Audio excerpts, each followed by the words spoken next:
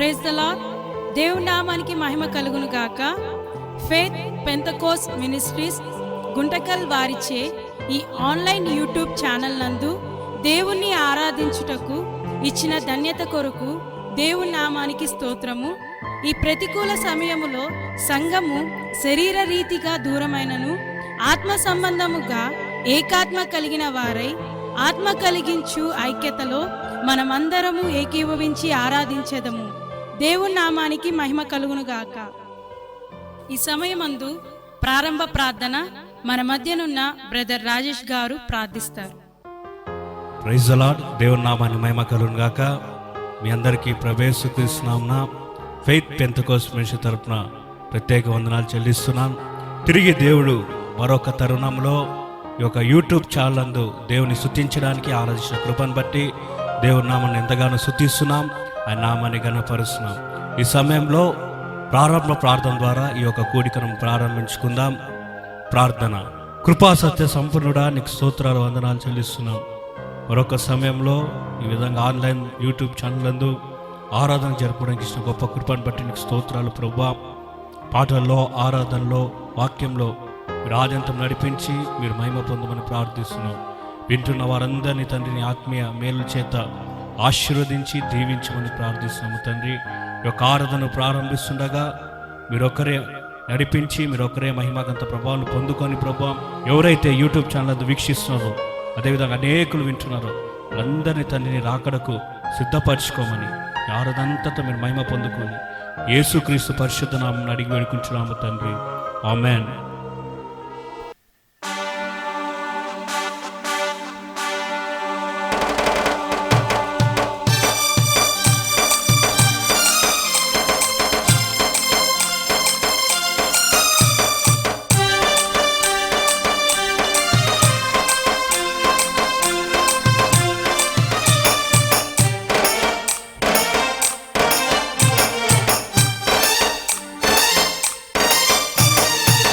ఇశ్రాయేలు దేవుడవు, నాకు సహాయము చేసెదవు. ఇశ్రాయేలు దేవుడవు, నాకు సహాయము చేసెదవు. కుడి చేయి పట్టి నడిపెదవు ఉన్నతమైన శిఖరముపై. కుడి చేయి పట్టి నడిపెదవు ఉన్నతమైన శిఖరముపై. నేను భయపడను, నేను భయపడను, నా తోడు నీవుండగా. నేను భయపడను, నేను భయపడను, నా తోడు నీవుండగా. ఇశ్రాయేలు దేవుడవు, నాకు సహాయము చేసెదవు.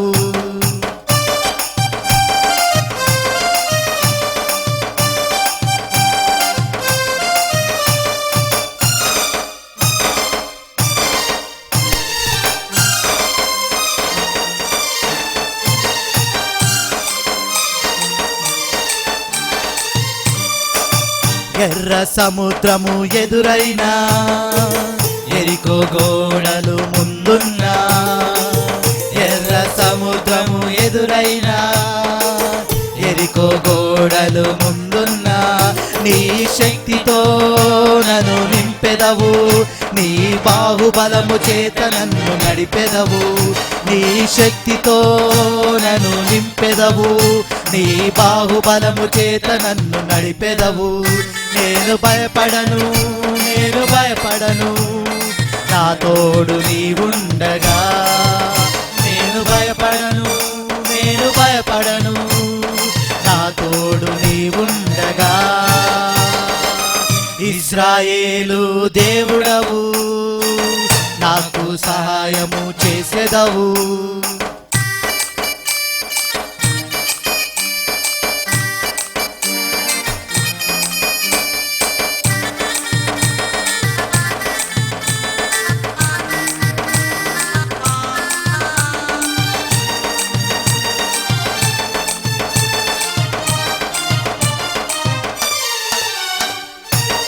అరణ్య మార్గములెదురైనా, గర్జించు సింహమై ముందున్నా. అరణ్య మార్గములెదురైనా, ఎదురైనా గర్జించు సింహమై ముందున్నా నీ ఆత్మతో నన్ను నింపెదవు, నన్ను యూదా గోత్ర సింహమై కాచెదవు. నీ ఆత్మతో నన్ను నింపెదవు, నన్ను యూదా గోత్ర సింహమై కాచెదవు. నేను భయపడను, నేను భయపడను, నా తోడు నీవుండగా. నేను భయపడను, నేను భయపడను, నా తోడు నీవుండగా. ఇశ్రాయేలు దేవుడవు, నాకు సహాయము చేసెదవు. ఇశ్రాయేలు దేవుడవు, నాకు సహాయము చేసెదవు. కుడి చేయి పట్టి నడిపెదవు, ఉన్నతమైన శిఖరముపై. కుడి చేయి పట్టి నడిపెదవు, ఉన్నతమైన శిఖరముపై. నేను భయపడను, నేను భయపడను, నా తోడు నీవుండగా. నేను భయపడను, నేను భయపడను, నా తోడు నీవుండగా. నేను భయపడను, నేను భయపడను, నా తోడు నీవుండగా. నేను భయపడను, నేను భయపడను, నా తోడు నీవుండగా.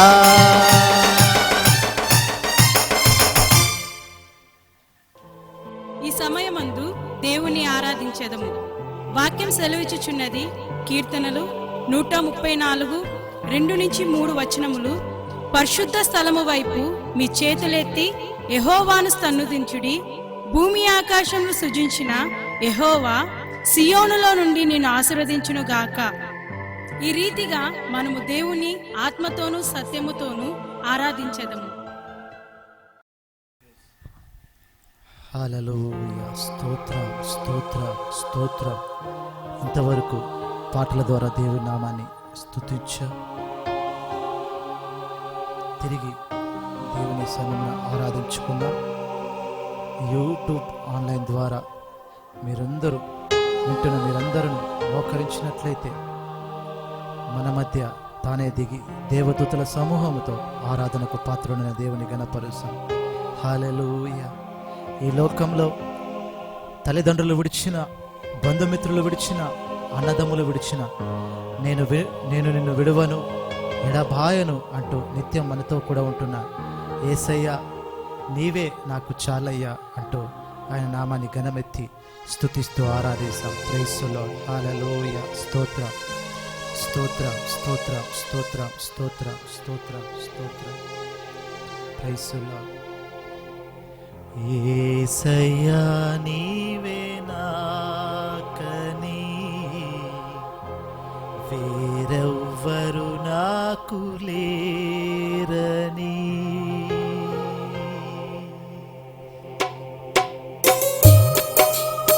ప్రతి ఒక్కరు ఆరాధిస్తాం. ఈ లోకంలో ఎవరున్నా వ్యర్థమే, కానీ మనలో క్రీస్తు లేకపోతే మన జీవితం వ్యర్థము. కాబట్టి అలాంటి గొప్ప దేవుని ఆరాధిస్తాం. నీవు నాకు కావాలయ్యా అంటూ ఆయన నామాన్ని గణపరుస్తాం. యేసయ్యా నీవే నాకని, వేరెవ్వరు నాకు లేరని.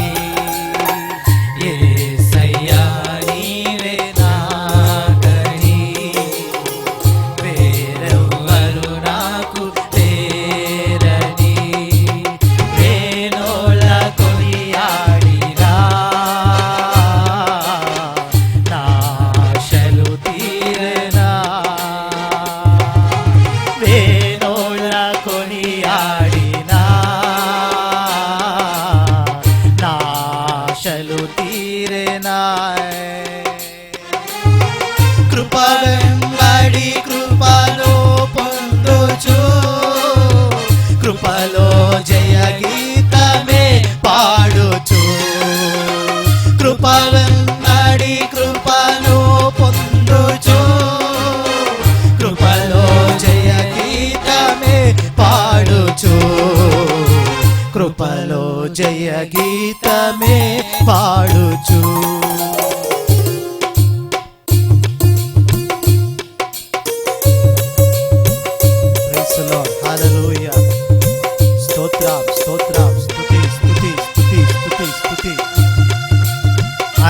ఉన్నతమైన ఉపదేశములందు సత్తువు గల సంఘమందు ఎప్పుడైతే మనం నాటబడతామో ఆయన ఒక కంచెను కాపుదలను అనుగ్రహించి మన జీవితం ఆకువాడక ఫలించే బలమైన వృక్షంగా మార్చగలిగిన దేవుడు పరిశుద్ధాత్మ దేవుని స్తుతిస్తూ ఆరాధిస్తాం.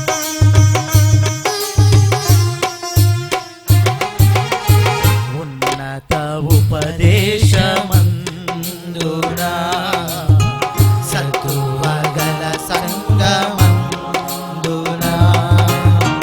ఉన్నత ఉపదేశమందునా సత్తువగల సంగమందునా కంచగల తోటలోనా నన్ను స్థిరపరచినందునా కంచగల తోటలోనా నన్ను స్థిరపరచినందునా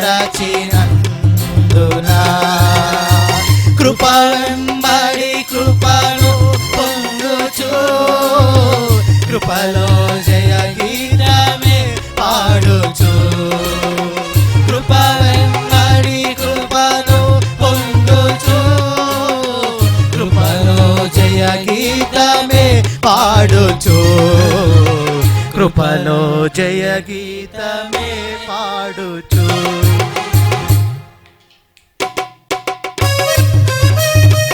ఆయన మనల్ని సృష్టించిన సృష్టికర్త మన ప్రతి ఒక్క గాయములను ఆయన భరించి మనకు స్వస్థత అనుగ్రహించిన వాడు మన జీవితంలో ఎన్నటెన్నటికి సిగ్గుపరచని యొక్క నిత్యము మనల్ని గణపరచగలిగిన దేవుడు నజరేయుడైన యేసు నామమును స్తుతిస్తూ ఆరాధిస్తాం. Praise the lord. స్తోత్రం స్తోత్రం స్తోత్రం యేసయ్యా.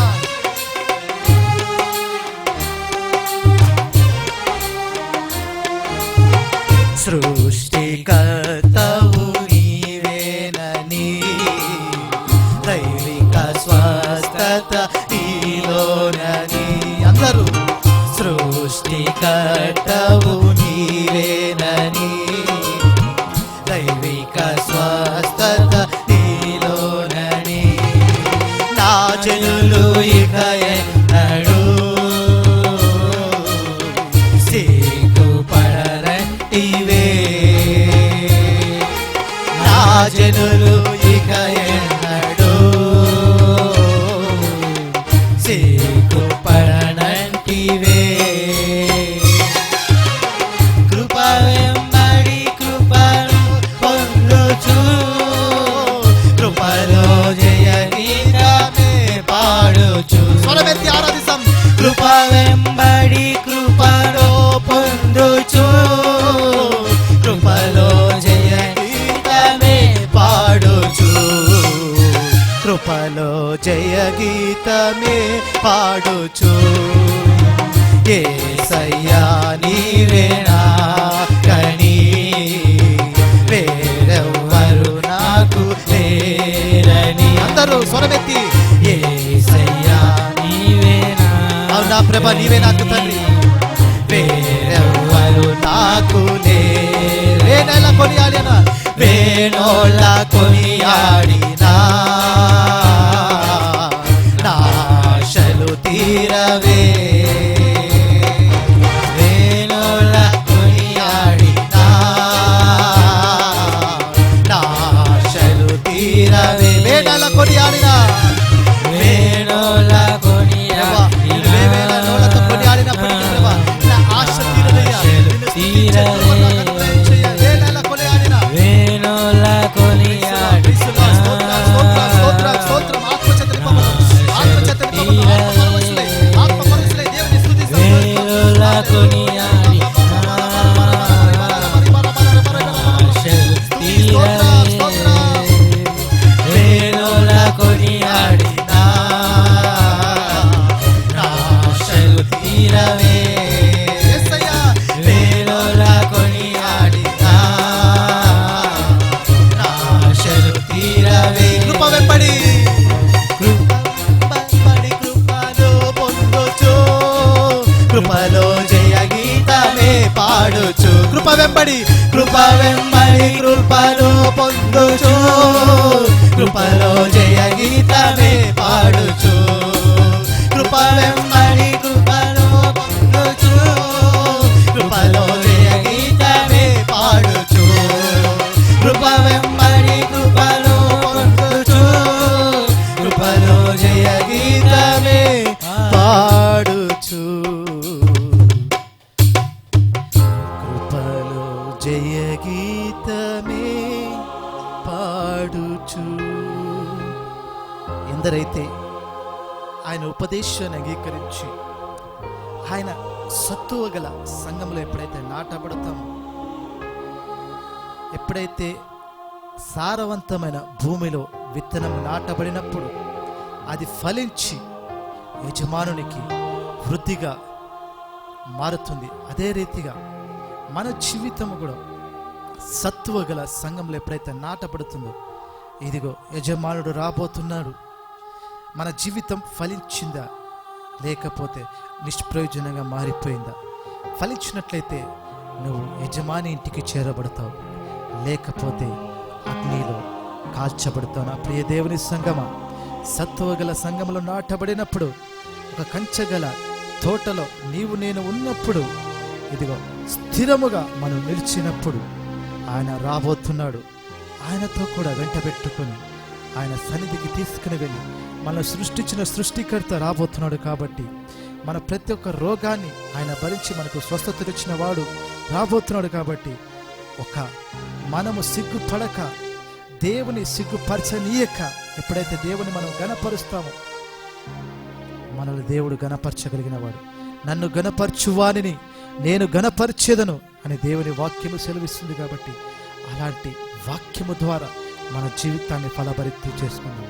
హల్లెలూయా, స్తోత్రం స్తోత్రం. ఆయన మాటలు జుంటె తేనెల కంటే మధురమైనవి, వెండి పసిడి కంటే ఎంతో మిన్నైనవి. అలాంటి మాటల చేత మన జీవితాన్ని, దావీదన్నాడు, నా గిన్నె నిండి పొర్లుచున్నదయ్యా. అలాంటి గొప్ప అనుభవాన్ని దేవుడు మనకు అనుగ్రహించులాగున దేవుని నామాన్ని గణపరుస్తాం. హల్లెలూయా, యేసయ్యా, యేసులో స్తోత్రం. దేవుని ఆరాధిస్తాం. ఏకాత్మ కలిగి నా సంగమా, మన దేవుని సంగమా, దేవుని ఏకాత్మ కలిగి మనం దేవుని ఆరాధిస్తాం. స్తోత్రం స్తోత్రం స్తోత్రం. హల్లెలూయా. జుంటె తేనె కన్నా తీయనిది, వెండి పసిడి కన్నా మిన్నది, పొంగి పొరలుచున్నా ప్రేమ ఇది యేసుని. అందరూ మరొకసారి. జుంటె తేనె కన్నా తీయనిది, వెండి పసిడి కన్నా మిన్నది, పొంగి పొరలుచున్నా ప్రేమ ఇది యేసుని.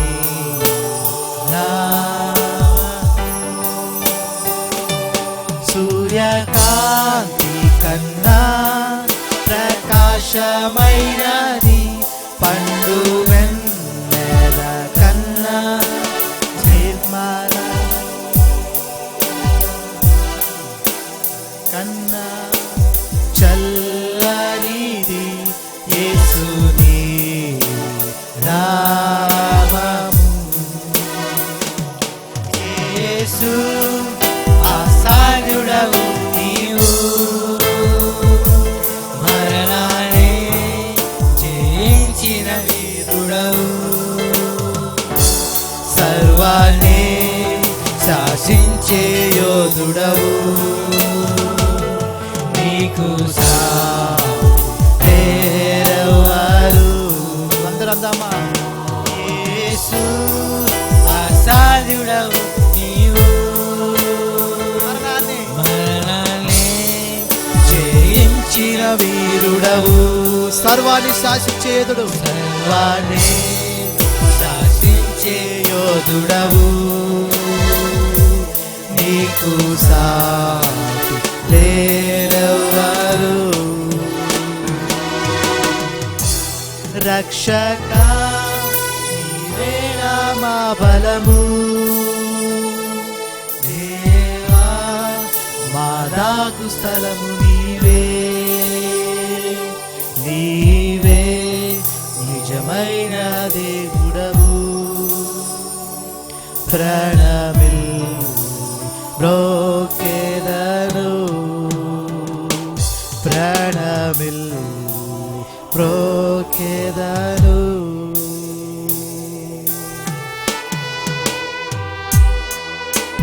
ఆకాశము కన్నా విశాలమైన ప్రేమ ఆయనది, విశ్వమంతా వ్యాపించిన ప్రేమ ఆయనది, ఊహల కన్నా ఉన్నతమైన ప్రేమ ఆయనది. అదే యేసు అనే నామము కలిగిన ప్రేమ. అలాంటి గొప్ప నామాన్ని స్తుతిస్తూ ఆరాధిస్తాం.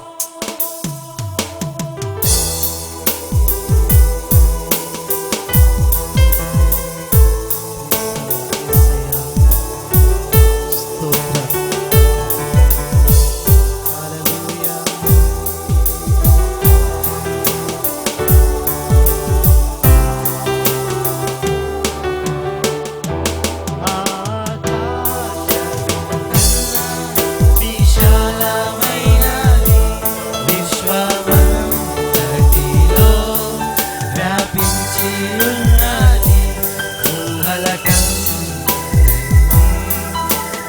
ఉన్నతమైనది యేసుని నామము. లోకమంతటికి రక్షణ మార్గము, జనులందరికీ బ్రతికించు జీవము, సర్వకాలములో నివసించు సత్యము, యేసుని నామము. యేసు అసాధ్యుడవు నీవు, మరణాన్ని జయించిన వీరుడవు, సర్వాన్ని శాసించే యోధుడవు, నీకు సాటి లేరెవ్వరు. యేసు అసాధ్యుడవు నీవు, మరణాన్ని శాసించిన దేవుడు, మరణాన్ని శాసించిన వీరుడవు, సర్వాన్ని శాసించిన యోధుడుగా, సర్వాన్ని శాసించే యోధుడవు, నీకు సాటి లేరెవ్వరు, నీకు సాటి లేరెవ్వరు, నీకు సాటి లేరెవ్వరు.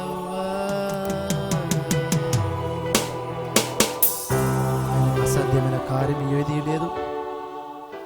ఆయన మరణాన్ని జయించినవాడు, సర్వాన్ని శాసించగలిగినవాడు, సర్వ సృష్టికర్తన దేవుడు. ఆయన నామం ఉన్నత నామం, ఆయన నామం ఘనపరచదగిన నామం, ఆయన నామం హెచ్చింపదగిన నామం, ఆయన నామం మనలను రక్షించగలిగిన నామం, అదే నజరేయుడైన యేసు నామం. హల్లెలూయా. Praise the lord. స్తోత్ర స్తోత్ర స్తోత్ర.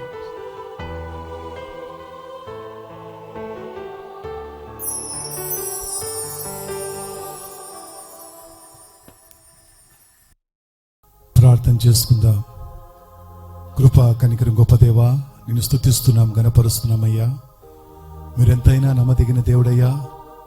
స్తుతుల ద్వారా, ఆరాధన ద్వారా మీరు మహిమ పొందిన విధానానికి స్తోత్రం. మా హృదయం అనే దీపము, మా హృదయంలో ప్రభా మీరు ఉంటున్న విధానం బట్టి నీకు స్తోత్రమయ్యా. మమ్మల్ని నడిపిస్తూ సర్వసత్యంలోనికి మీరు మమ్మల్ని, అవును ప్రభా, ఆ మధ్యాకాశంలోనికి మమ్మల్ని ప్రభ సంఘాన్ని సిద్ధపరిచి మీరు తీసుకుని వెళ్ళబోతున్న విధానానికి స్తోత్రం. పరిశుద్ధ ఆత్మదేవ, ఇంతవరకు ప్రభా మీరు మాలో ఉండి మా ఆరాధన మీరు ఆగ్రహించిన విధానం బట్టి స్తోత్రమయ్యా. మా జీవా ఫలములు ప్రభా మీరు ఆగ్రహించిన విధానం బట్టి స్తోత్రం. ఈ సమయంలో ప్రభ సేవకులు అయ్యా మాట్లాడుతుండగా విజయం కలిగిన మాటలు పరలోక సింహాసనములో నుండి, సియోను సింహాసనములో నుండి ఈ లోకానికి అయ్యా ప్రభ సంఘానికి ఏదైతే ప్రభ మీరు మాట్లాడదలుచుకున్నారో మీరు మాట్లాడి మీరు మహిమ పొందమని అడుగుతున్నాం.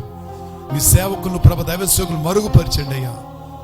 ప్రభా నీ కృపలో నీ కుమారుని నడిపిస్తున్న విధానం బట్టి నీకే స్తోత్రం తెలుపుకుంటూ ప్రతి వాక్యము మా జీవితంలో ఫలింపచేయడానికి నీరు కట్టి ప్రభా మా జీవితంలో ఫలింపచేయండి అయ్యా. వినగలిగే చెవి, గ్రహించగలిగే హృదయం, లోబడే స్వభావం మాకు దయచేసి ఈ అంత్యదినంలో ప్రభా సంఘాన్ని మీరు సిద్ధపరుస్తుండగా మేము కూడా సిద్ధపడడానికి ప్రభా తండ్రి ప్రభా మీ కొరకు మేము సజీవ యాగముగా మేము ప్రభా మా ప్రాణ ఆత్మ దేహములు సమర్పించుకునే కృపను అనుగ్రహించమని యేసు పరిశుద్ధ నామమున అడిగి వేడుకుంటున్నాము తండ్రి. ఆమేన్, ఆమేన్. దేవనామానికి స్తోత్రాలు.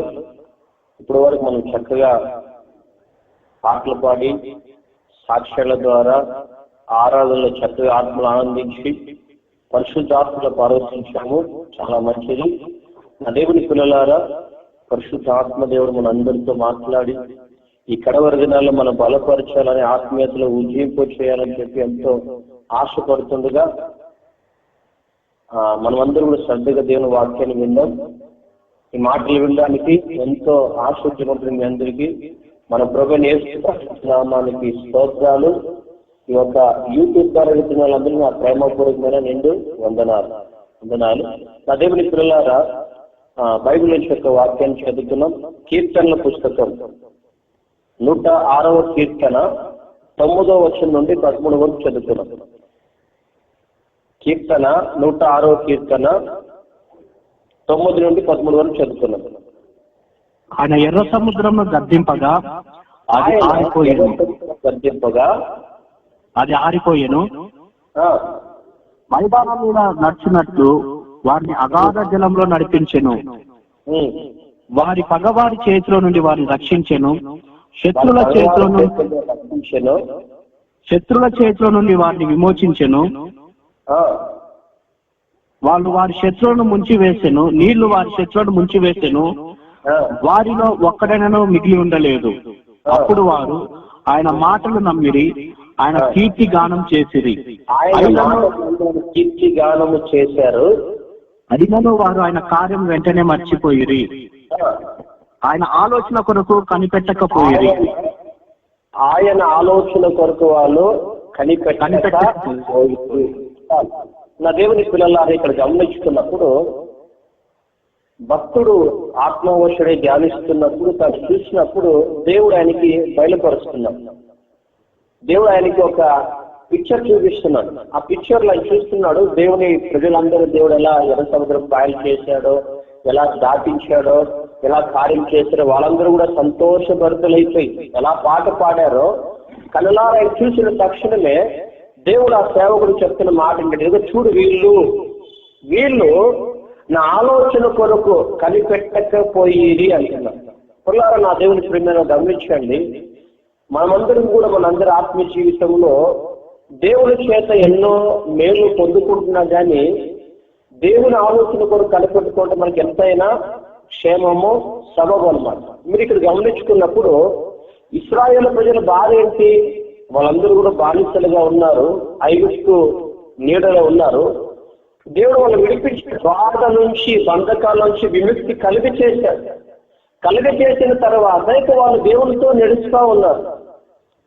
మళ్ళీ ఇంకా ఆలోచన కూడా కనిపెట్టుకోవాల్సిన అవసరం ఏముంది? మన జీవితంలో కూడా కష్టాలు ఉన్నప్పుడు దేవుడు ప్రార్థన చేసాడు, దేవుడు అన్ని అద్భుతాలు చేశాడు, కార్యాలు చేశాడు, ఎన్నో మేలుతో మన దేవుడు తృప్తిపరిచాడు. మరలా దేవుని ఆలోచన కూడా కనిపెట్టుకోవాల్సిన అవసరం మనకేముందంట? లేదు కదా. ఇక విచిత్రం ఏంటంటే, ఇశ్రాయేలు ప్రజలకు దేవుడు పగలు మేఘస్తంభముగా ఉన్నాడు, రాత్రి అగ్నిస్తంభముగా కూడా ఉన్నాడు. పైనేమో మంచి ఏసీ ఉంది, ఏ బాధ లేకుండా చల్లటి గాలి వీస్తూ ఉంది, మంచిగా ఎక్కడ పోయినా కూడా ఏసీ వాళ్ళతో పాటు వెళ్ళిపోతూ ఉంది.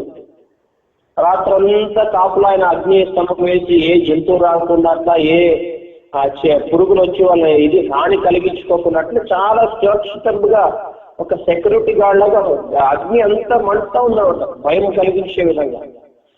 మేఘస్తంభం ఉంది, అగ్ని స్తంభం ఉంది. ఇంతగా దేవుని యొక్క ప్రసన్నత, దేవుని యొక్క సన్నిధి, దేవుని యొక్క కార్యం మన జీవితాల్లో ఉంటున్నా కానీ మరలా దేవుని ఆలోచన కొరకు కనిపెట్టాల్సిన అవసరం ఏముంది? మనం ఆలోచించాలి. చాలా మంది జీవితాలు ఏంటంటే, బ్రదర్ దేవుడే కార్యము చేశాడు, దేవుడే నాకు ఈ జాబ్ ఇప్పించాడు, దేవుడే మమ్మల్ని లేవనెత్తాడు, దేవుడు ఇలా చేశాడు, దేవుడు ఇలా చేశాడు అని చాలా మంది ఏం చేస్తారంటే దేవుడు చేసిన మేలు తలంచుకుంటూ మౌనం ఉంటారు. కానీ వారి జీవితాల్లో ఈ దేవుడు కూడా కొన్ని విషయాలు కనిపెట్టే విషయంలో చాలా మంది తప్పిపోతూ ఉంటారు. గుర్తుపెట్టుకోండి, వాక్యం వెంటనే మనం అందరూ గుర్తించాల్సిందేనంటే, దేవుడు మనకిచ్చిన ఆత్మీయ జీవితాన్ని ప్రారంభించిన మనము దేవునితో దేవుని యొక్క ఆలోచన కొరకు కనిపెట్టవలసిన ఒక బాధ్యత కలిగిన ఒక విశ్వాసిగా, సేవకులుగా వాళ్ళు ఏం చేయాలంటే, ఈ యొక్క కార్యాన్ని ప్రారంభంలో నుండి మనము మన యాత్ర ముగించుకునే వరకు, మనము సమాధికి చేరే వరకు కూడా దేవుని ఆలోచన కొరకు కనిపెట్టుకుని తెలుసుకోవడం ఎంతైనా మనకు మేళకరము, అది ఎంతో దీవెనకరం. దేవుడు అంటున్నాడు, నేను సపోజ్ వాళ్ళందరికీ ఎర్ర సముద్రం పాలు చేసిండొచ్చు, వారు నాకు పాట పడారు మంచిది, నేను మేఘస్తంభం పెట్టిండొచ్చు, లేకపోతే అగ్నిస్తంభం ఉండొచ్చు, కానీ అయినా కానీ నా ఆలోచన కొరకు మరి కనిపెట్టాలి. నా దేవుని పిల్లలు గుర్తుపెట్టుకోండి, ఇశ్రాయేల్ వాళ్ళ యాత్ర గురించి మనం గమనించుకుంటే వాళ్ళందరూ కూడా సంపూర్ణంగా తమ ఆత్మీయతను ముగించలేకపోయారు. వాళ్ళ ఆత్మీయత ప్రారంభంలో చాలా బాగుంది, మధ్యంతరంలో వాళ్ళు ఏమైపోయారంటే ఆత్మీయతలో చల్లారిపోయారు, దిగజారిపోయారు. వాళ్ళందరూ ఆ విశ్రాంతిలోనికి ప్రవేశించలేకపోయారు. కాబట్టి వాక్యం అంటే మనందరి జీవితంలో దేవుడు మేలు చేస్తాడని, దేవుడే మేలు చేస్తున్నాడు, దేవుడే కాపాడుతున్నాడు, దేవుడే నడిపిస్తాడని చెప్పి సంబరపడిపోతూ దేవుని ఆలోచన కూడా కనిపెట్టుకోలేని ఒక దౌర్భాగ్య స్థితిలో మనం ఎవరైనా కనిపిస్తామో చాలా జాగ్రత్తగా ఉండాలి. గుర్తుపెట్టుకోండి, యేసు ప్రభు సేవ ప్రారంభించినప్పుడు ఆయన శిష్యుల కాలం చెప్పి ఆయన ఏం చేశాడంటే రాత్రంతా ప్రార్థన చేశాడు.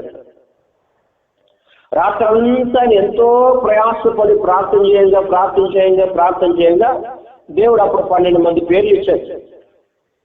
చాలా మంది శిష్యులు వచ్చారు, 12 మంది పేర్లు ఇస్తే ఆ 12 మంది తీసుకొచ్చుకున్నాడు దేవుడు.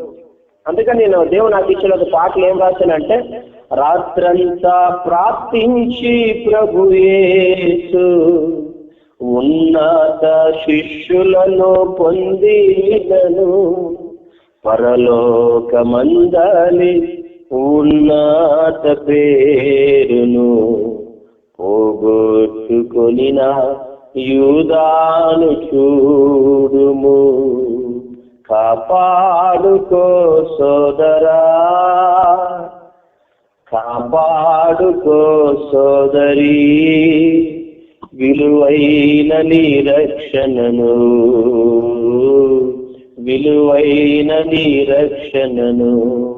కాపాడుకో. యూదాను మనం గమనించుకున్నప్పుడు రాత్రంతా దేవుడు ప్రార్థన చేసి యూదాను ఎన్నుకున్నాడు. యూదా జీవితంలో ఒక చిన్న సమస్య వచ్చింది. యేసు ప్రభుని కొంతమంది ఎలాగైనా అటాక్ చేయాలి, ఈయన బోధలు ఆపాలి, ఈయన్ని కట్టడి చేయాలి, ఈయన ముగించాలని ఆలోచించుకున్నప్పుడు యూదా దగ్గర కొంతమంది వచ్చినప్పుడు మరి యూదా ఏం చేయాలంటే యూదా దగ్గర వచ్చి కొంతమంది డీల్ చేస్తున్నారు. ఇట్లా నీకు ఎంత మనీ కావాలని మేము ఇస్తాము, నీ ఫ్యూచర్ బాగుంటుంది, నీ భవిష్యత్తు బాగుంటుంది, నీకేం ఇబ్బంది ఉండదు అని చెప్పి మాట్లాడుతున్నప్పుడు యేసు ప్రభు శిష్యులకున్న ఒక మంచి గుణం ఏంటంటే, యేసయ్య ఉదయం నుండి సాయంకాలం వరకు ఎక్కడెక్కడైనా బోధించినప్పుడు, మర్మాలు తెలియచేసినప్పుడు, ఒక ఉపమాన రీతిలో వాళ్ళకి బోధించిన తర్వాత వీళ్ళు ఏం చేస్తారంటే సాయంకాలం వేళ ఆయన మరలా తీరిగ్గా ఉన్నప్పుడు ఏం చేస్తారు, వెళ్ళి యేసయ్యని అడుగుతారన్నమాట, బోధకుడా మీరు పలానా మాటలు చెప్పారయ్యా, మాకు అర్థం కాలేదయ్యా అని చెప్పి ఆయనతో చక్కగా నవ్వుకుంటూ మాట్లాడుకుంటూ వాళ్ళందరూ కూడా ఎన్నో సత్యాలు గ్రహించారన్నమాట. యేసు ప్రభుతో ఫ్రీగా మాట్లాడుకునే ఒక అవకాశం ఉంది, తన తోటి దాసులతో కూడా మాట్లాడుకోవాల్సిన అవకాశం కూడా తనకు చాలా బాగుంది. కానీ యూదా ఈ రెండు కాకపోయినా కనీసం దేవుడికైనా ప్రార్థించాల్సిన అవకాశం తనకు. దేవుని ఆలోచన కొరకు కనిపెట్టి, అయ్యా ఇట్లా వస్తున్నారు, నన్ను ఏం చేయమంటారని చెప్పి ఏ మాత్రం కూడా దేవుని ఆలోచన ఏం చెప్తాడో, ముందుకు వెళ్ళమంటాడా వద్దంటాడా అని చెప్పి తన జీవితంలో తాను కనిపెట్టుకోకుండా తాను ఏమైపోయాడంటే భ్రష్టుడైపోయాడు. ఆశ్చర్యకరమైన సంగతి ఏంటంటే, బైబిల్ ఒక వాక్యాన్ని మీరు చదవండి. కీర్తనల పుస్తకం 92వ కీర్తన 5వ వచనంలో మనం గమనించుకున్న ఒక మంచి మాట ఉంటుందండి. 92వ కీర్తన 5వ వచనంలో ఒక మాట ఉంటుంది, చూద్దాం. యెహోవా, నీ కార్యములు ఎంతో దొడ్డవి, నీ ఆలోచనలు అతి గంభీరములు. యెహోవా, నీ ఒక ఆలోచనలు ఎంతో గంభీరమైనవి, చాలా పవర్ఫుల్, స్ట్రాంగ్ అన్నమాట. దేవుడు మన పట్ల ఆలోచించే ఆలోచనలు చాలా బలమైనవి. అవి దేవుడు మనం ఆలోచించే ఆలోచనల కంటే దేవుడు ఆలోచించే ఆలోచనలు అది ఎవరు కూడా విడిచివేయలేనివి, ఎవరు వాటిని విడగొట్టలేనివి, వేరు చేయలేరు, దూరం చేయలేరు. అటువంటి బలమైన ఆలోచనలు దేవుడు కలిగి ఉన్నాడు. ఆయన ఆలోచనలు అతి గంభీరము, చాలా విచిత్రం అనిపిస్తుంది. ఎంతో గంభీరమైన కార్యాలు ఇవి, చాలా పెద్ద ప్రాజెక్ట్ అన్నట్లుగా చెప్తున్నా. చూడండి, దేవుడు ఎంత గంభీరంగా ఆలోచించాడంటే, యేసయ్య ప్రార్థన చేస్తే తండ్రి ఏం చేశాడంటే ఒక ఆలోచన ఇచ్చాడు, ఫలానా యూదాను తీసుకోమని. ఎందుకు యూదాను తీసుకోమని చెప్పాడంటే, బాహ్య రూపంగా యూదాకి ఇక్కడ కనిపించుకోవచ్చు, కానీ యూదా పేరంట సియోనులో, పరలోకములు అనబడుతున్న పరమ సియోనులో ఆ ఒక 12 పునాదుల మీద వాళ్ళ పేర్లు ఉండాలంట. అక్కడ 12 పునాదులు, 12 డోర్లు ఉంటాయండి. ఉన్నప్పుడు చూడండి, అక్కడ అంటున్నాడు పరలోకములో యూదా పేరు దేవుడు లిఖించాడు. కానీ యూదా ఏం చేసుకున్నాడంటే, తన ఒక ఆత్మీయ జీవితంలో ఎదురైన శోధనలో దేవుని ఆలోచన కనిపెట్టుకోకున్నట్లు తాను ముందడుగు వేసినందువల్ల ఏమైపోయిందంటే పరలోకంలో తన పేరు కొట్టివేయబడింది. అందుకని అపోస్తలుల కార్యాలయం ఉంటుంది, యూదా తప్పిపోయాడు. ఎక్కడ తప్పిపోయాడో అక్కడ తప్పిపోయాడు. పునాదుల పట్టణంలో తప్పిపోయాడంటున్నాడు.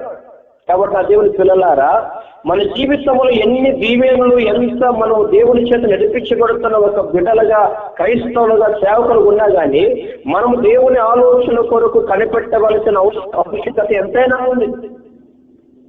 ఈ రోజులో చూడండి, చాలా మంది దేవుని పిల్లలు దేవుని ఆలోచన కొరకు కనిపెట్టుకోకున్నట్లు అనేక మంది దారి తప్పిపోతూ ఉన్నారు. కాబట్టి మనం ఏం చేయాలంటే, మనం అందరం కూడా దేవుని ఆలోచనకు కనిపెట్టేవారుగా ఉండాలి. మీరు బైబిల్ గ్రంథంలో గమనించుకున్నప్పుడు మోషే గురించి ఒక మాట రాయబడింది. చూడండి, హెబ్రీయులకు రాసిన పత్రిక 11వ అధ్యాయము 24 నుండి 26వ వచనం చదువుకున్నాం. మోషే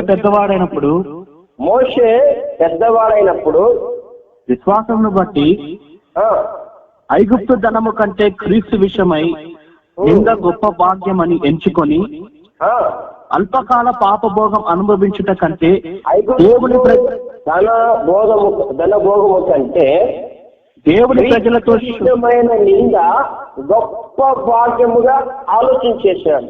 చాలు, మీరు ఇక్కడ గమనించుకున్నప్పుడు మోషే ఒక స్టేటస్ చాలా అద్భుతమైనది. ఆయనకి ఫరో తర్వాత ఫరో కావాలి, ఐగుప్తుకి కింగ్ లా ఉండాలి, ఐగుప్తు దేశాన్ని పరిపాలించాలి. ఆయన చాలా నైపుణ్యత కలిగిన వాడు, చాలా పరాక్రమశాలి అయిన మోషే తన జీవితంలో ఒక్కసారి దేవుడు మాట్లాడాడు. మనమంతా విన్న కథలు వేరే, ఇక్కడ రాయబడిన మాట వేరే. మోషే అనుకున్నాడంట. ఏమనుకున్నాడంటే, మోషే జీవితంలో ఒక కాలం అనిపించింది.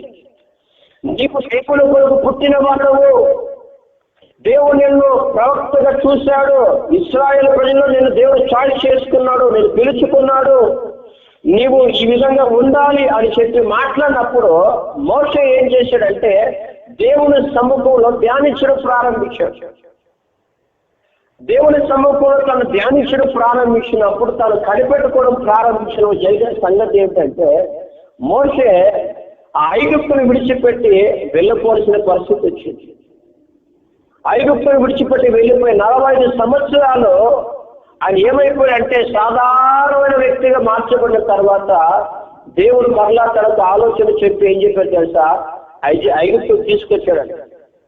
ఒకప్పుడేమో పరాక్రమశాలి, ఇప్పుడు ఏమంటారంటే ఫరోకి భయపడుతూ ఉన్నాడంట. ప్రేమను వారు గుర్తు పెట్టుకోండి. ఇప్పుడు మీరు గమనించుకున్నప్పుడు మోషే ఆ రోజు దేవుని ఆలోచన కొరకు కనిపెట్టుకొని దేవుని ప్రజలతో నేను కూడా ఒక బానిసగా బాధలు పడినా పర్వాలేదు, దేవుడి కొరకు ఎంత కష్టమైనా పడవలేదు, కానీ నేను ముందడుగు వేయకూడదు, ఇక్కడ నిలబడకూడదు, నేను వెళ్ళిపోవాలి అని చెప్పి తాను నిర్ణయించుకున్నాడు.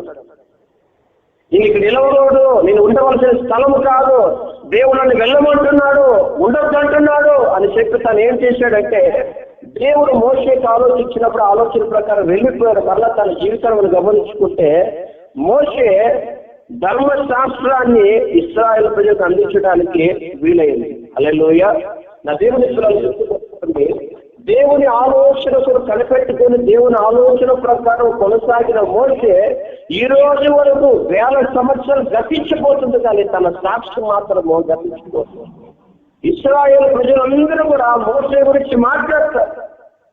ఇశ్రాయేల్ ప్రజలే కాదు, ఈరోజు ప్రపంచం అంతటా, మన ఆంధ్ర రాష్ట్రం కానీ, కర్ణాటక, బెంగళూరు కానీ, భారతదేశం అంతా కూడా ఎవరైనా క్రైస్తవులు ఎవరైనా కానీ మోషే అనబడుతున్న ఒక గొప్ప ప్రవక్త ఉన్నారు.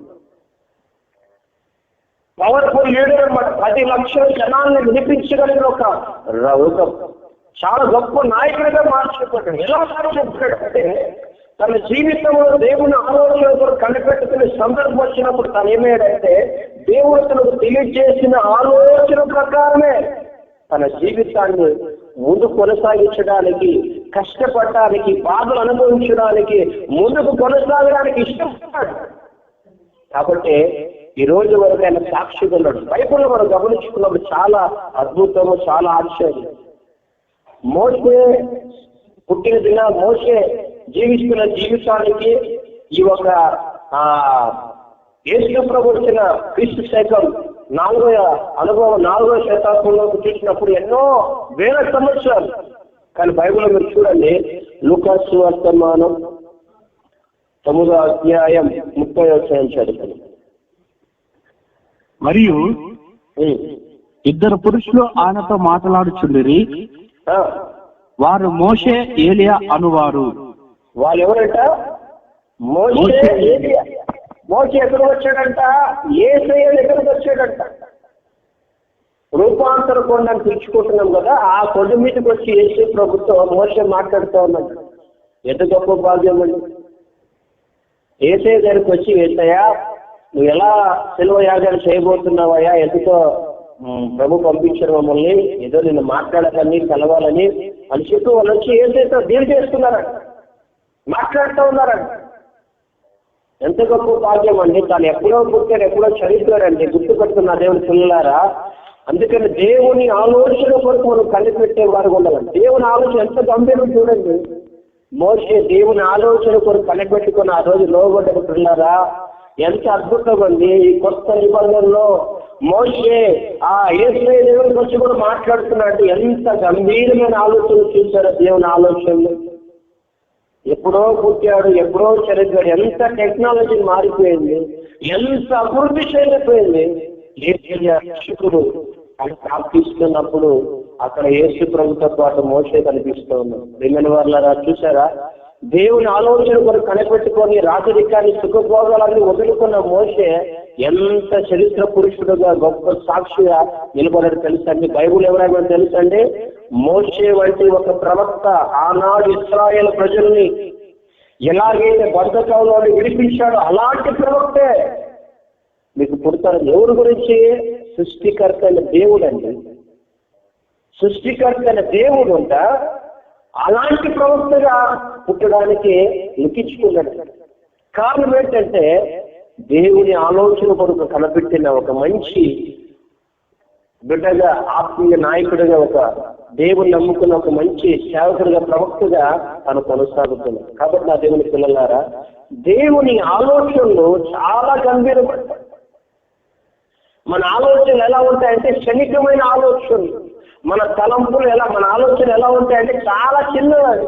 కానీ దేవుడు మన పట్ల ఆలోచించే ఆలోచన, ఈ వాక్యం మిత్రులు ఎవరొస్తారా కుటుంబ సభ్యులారా, ఈ వాక్యం ఎవరైనా ఉంది, ఈరోజే కొత్తగా వింటున్నారేమో నాకు తెలియదు.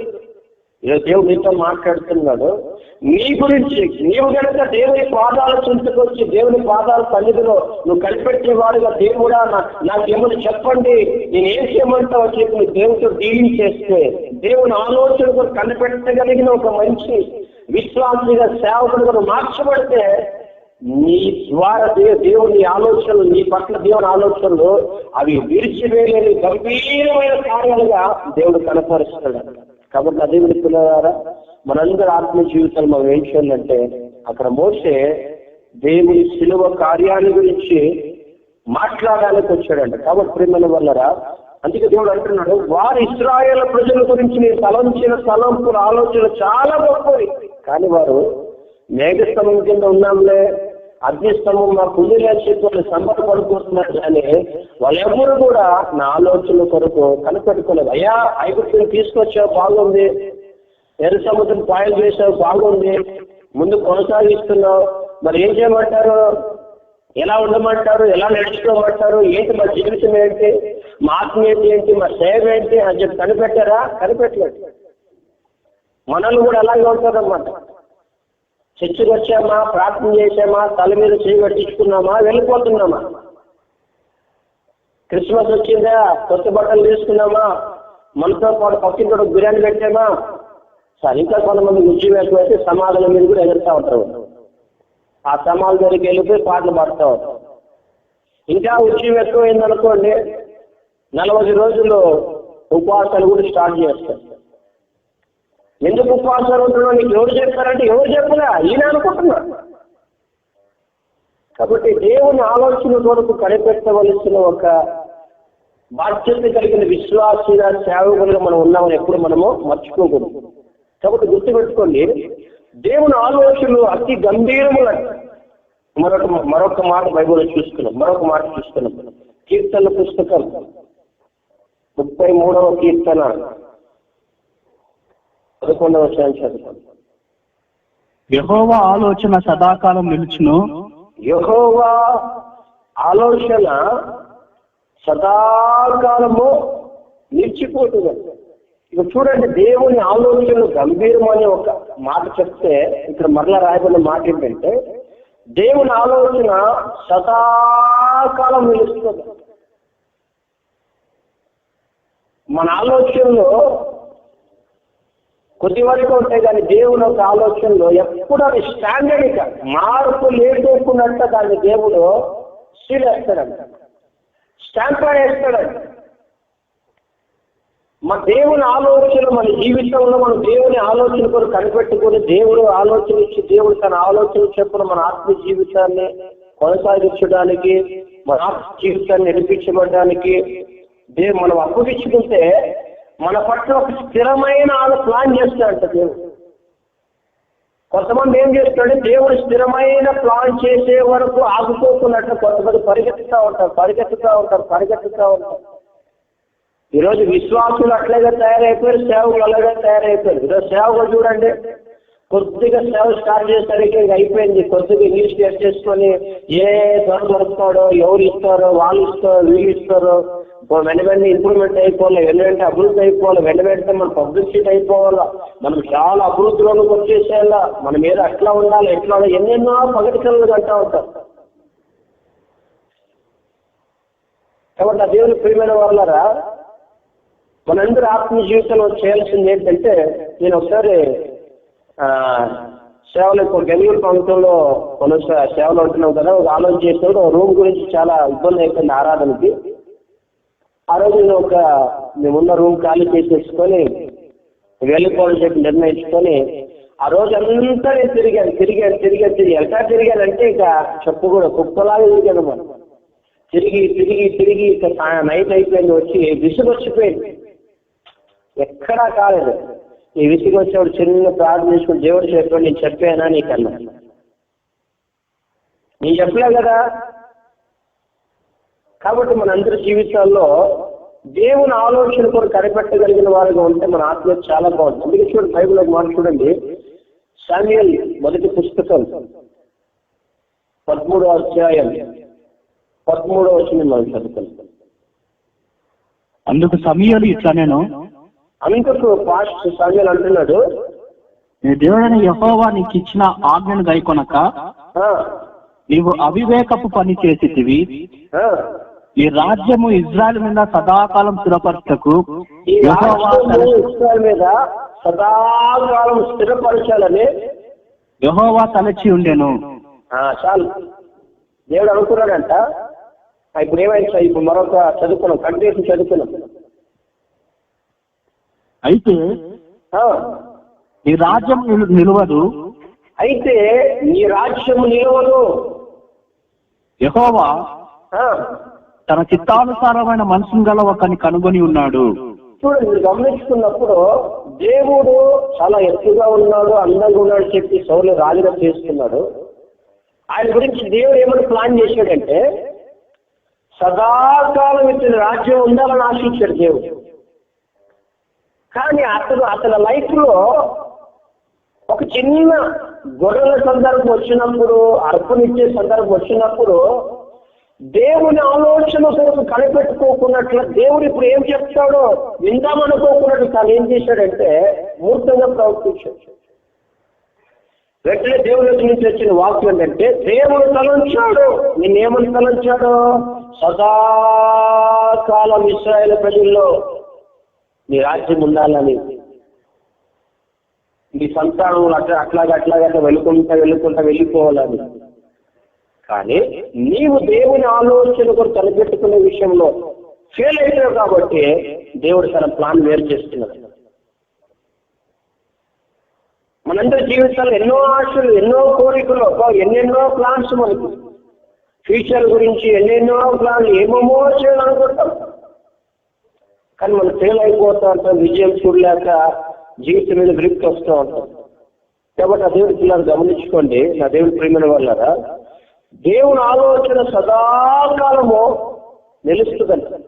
రాజు గురించి అంటున్నాడు, ఎవరినైతే దేవుడే పిలుచుకున్నాడో, ఎవరైతే దేవుడు ఎస్టాబ్లిష్ చేశాడో ఈయన కింగ్ గా ఉంటాడని ఎవరైతే ఈయనే చెప్పాడో ఆయన గురించి దేవుడు అంటున్నాడు, ఈరోజు నుంచి నేను కటింగ్ చేస్తున్నాడు, ఈరోజు నుంచి ప్లాన్ మారిపోతుంది, ఈరోజు నుంచి దేవుడు తన ఆలోచన మార్చుకుంటున్నాడు, తన ఆలోచన కూడా కనిపెట్టుకుంటున్న ఒకడు దేవుడికి దొరికాడంట.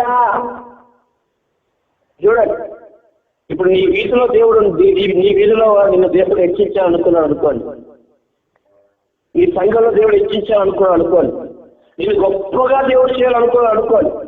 దేవుడు అంటాడు, నేను అనుకున్నాను కానీ నీకు ఈ మైండ్ నీకు లేదా, నీకు లేదు, నీకు ఆ పేషెన్సీ లేదు, నీకు కనిపెట్టుకోవాలని ఒక తలపు లేదు కాబట్టి నీవు కాకున్నట్లు నీ వీధిలో ఇంకొకరు లేపుతాను దేవుడు అంటాడు.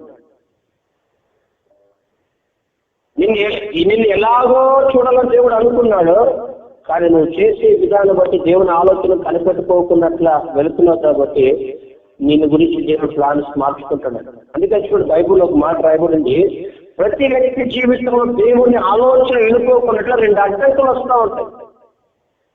గంభీరమైన ఆలోచనలు దేవుడు ఉన్నాయి, సదాకాలమైన ఆలోచనలు ఉన్నాయి. ఈ ఆలోచనతో కొనసాగుతున్న ఒక క్రైస్తవ జీవితంలో, సేవకుల జీవితంలో కనిపించుకోకుండా 2 ఆటంకాలు కనిపిస్తాయంట. ఆ 2 ఆటంకాలు మీలో ఉన్నాయేమో పరిశీలన చేసుకున్నాం. చూడండి, ఆ మాట చూద్దాం. కీర్తనల పుస్తకం 1వ అధ్యాయం 1వ వచనం. దుష్టుల ఆలోచన చొప్పున నడవక. ఏం చెప్తున్నాడండి? దుష్టుల ఆలోచన చొప్పున నడవక అంటే నీ లైఫ్ లోకి దేవుని ఆలోచన కనిపెట్టుకోకున్నట్లు ఎవరు వస్తున్నారంట? దుష్టులు వస్తున్నారంట. అంటే దుష్టులు అంటే ఎవరు? సైతాన్ బిడ్డలు అంట. అంటే సైతాన్ వస్తున్నాడు. సైతాన్ ఏం చేస్తున్నాడంటే, దురాత్మ ఏం చేస్తుందంటే, అపవాదు ఏం చేస్తున్నాడంటే వాడు ఆలోచన మీద పనిచేస్తున్నాడు.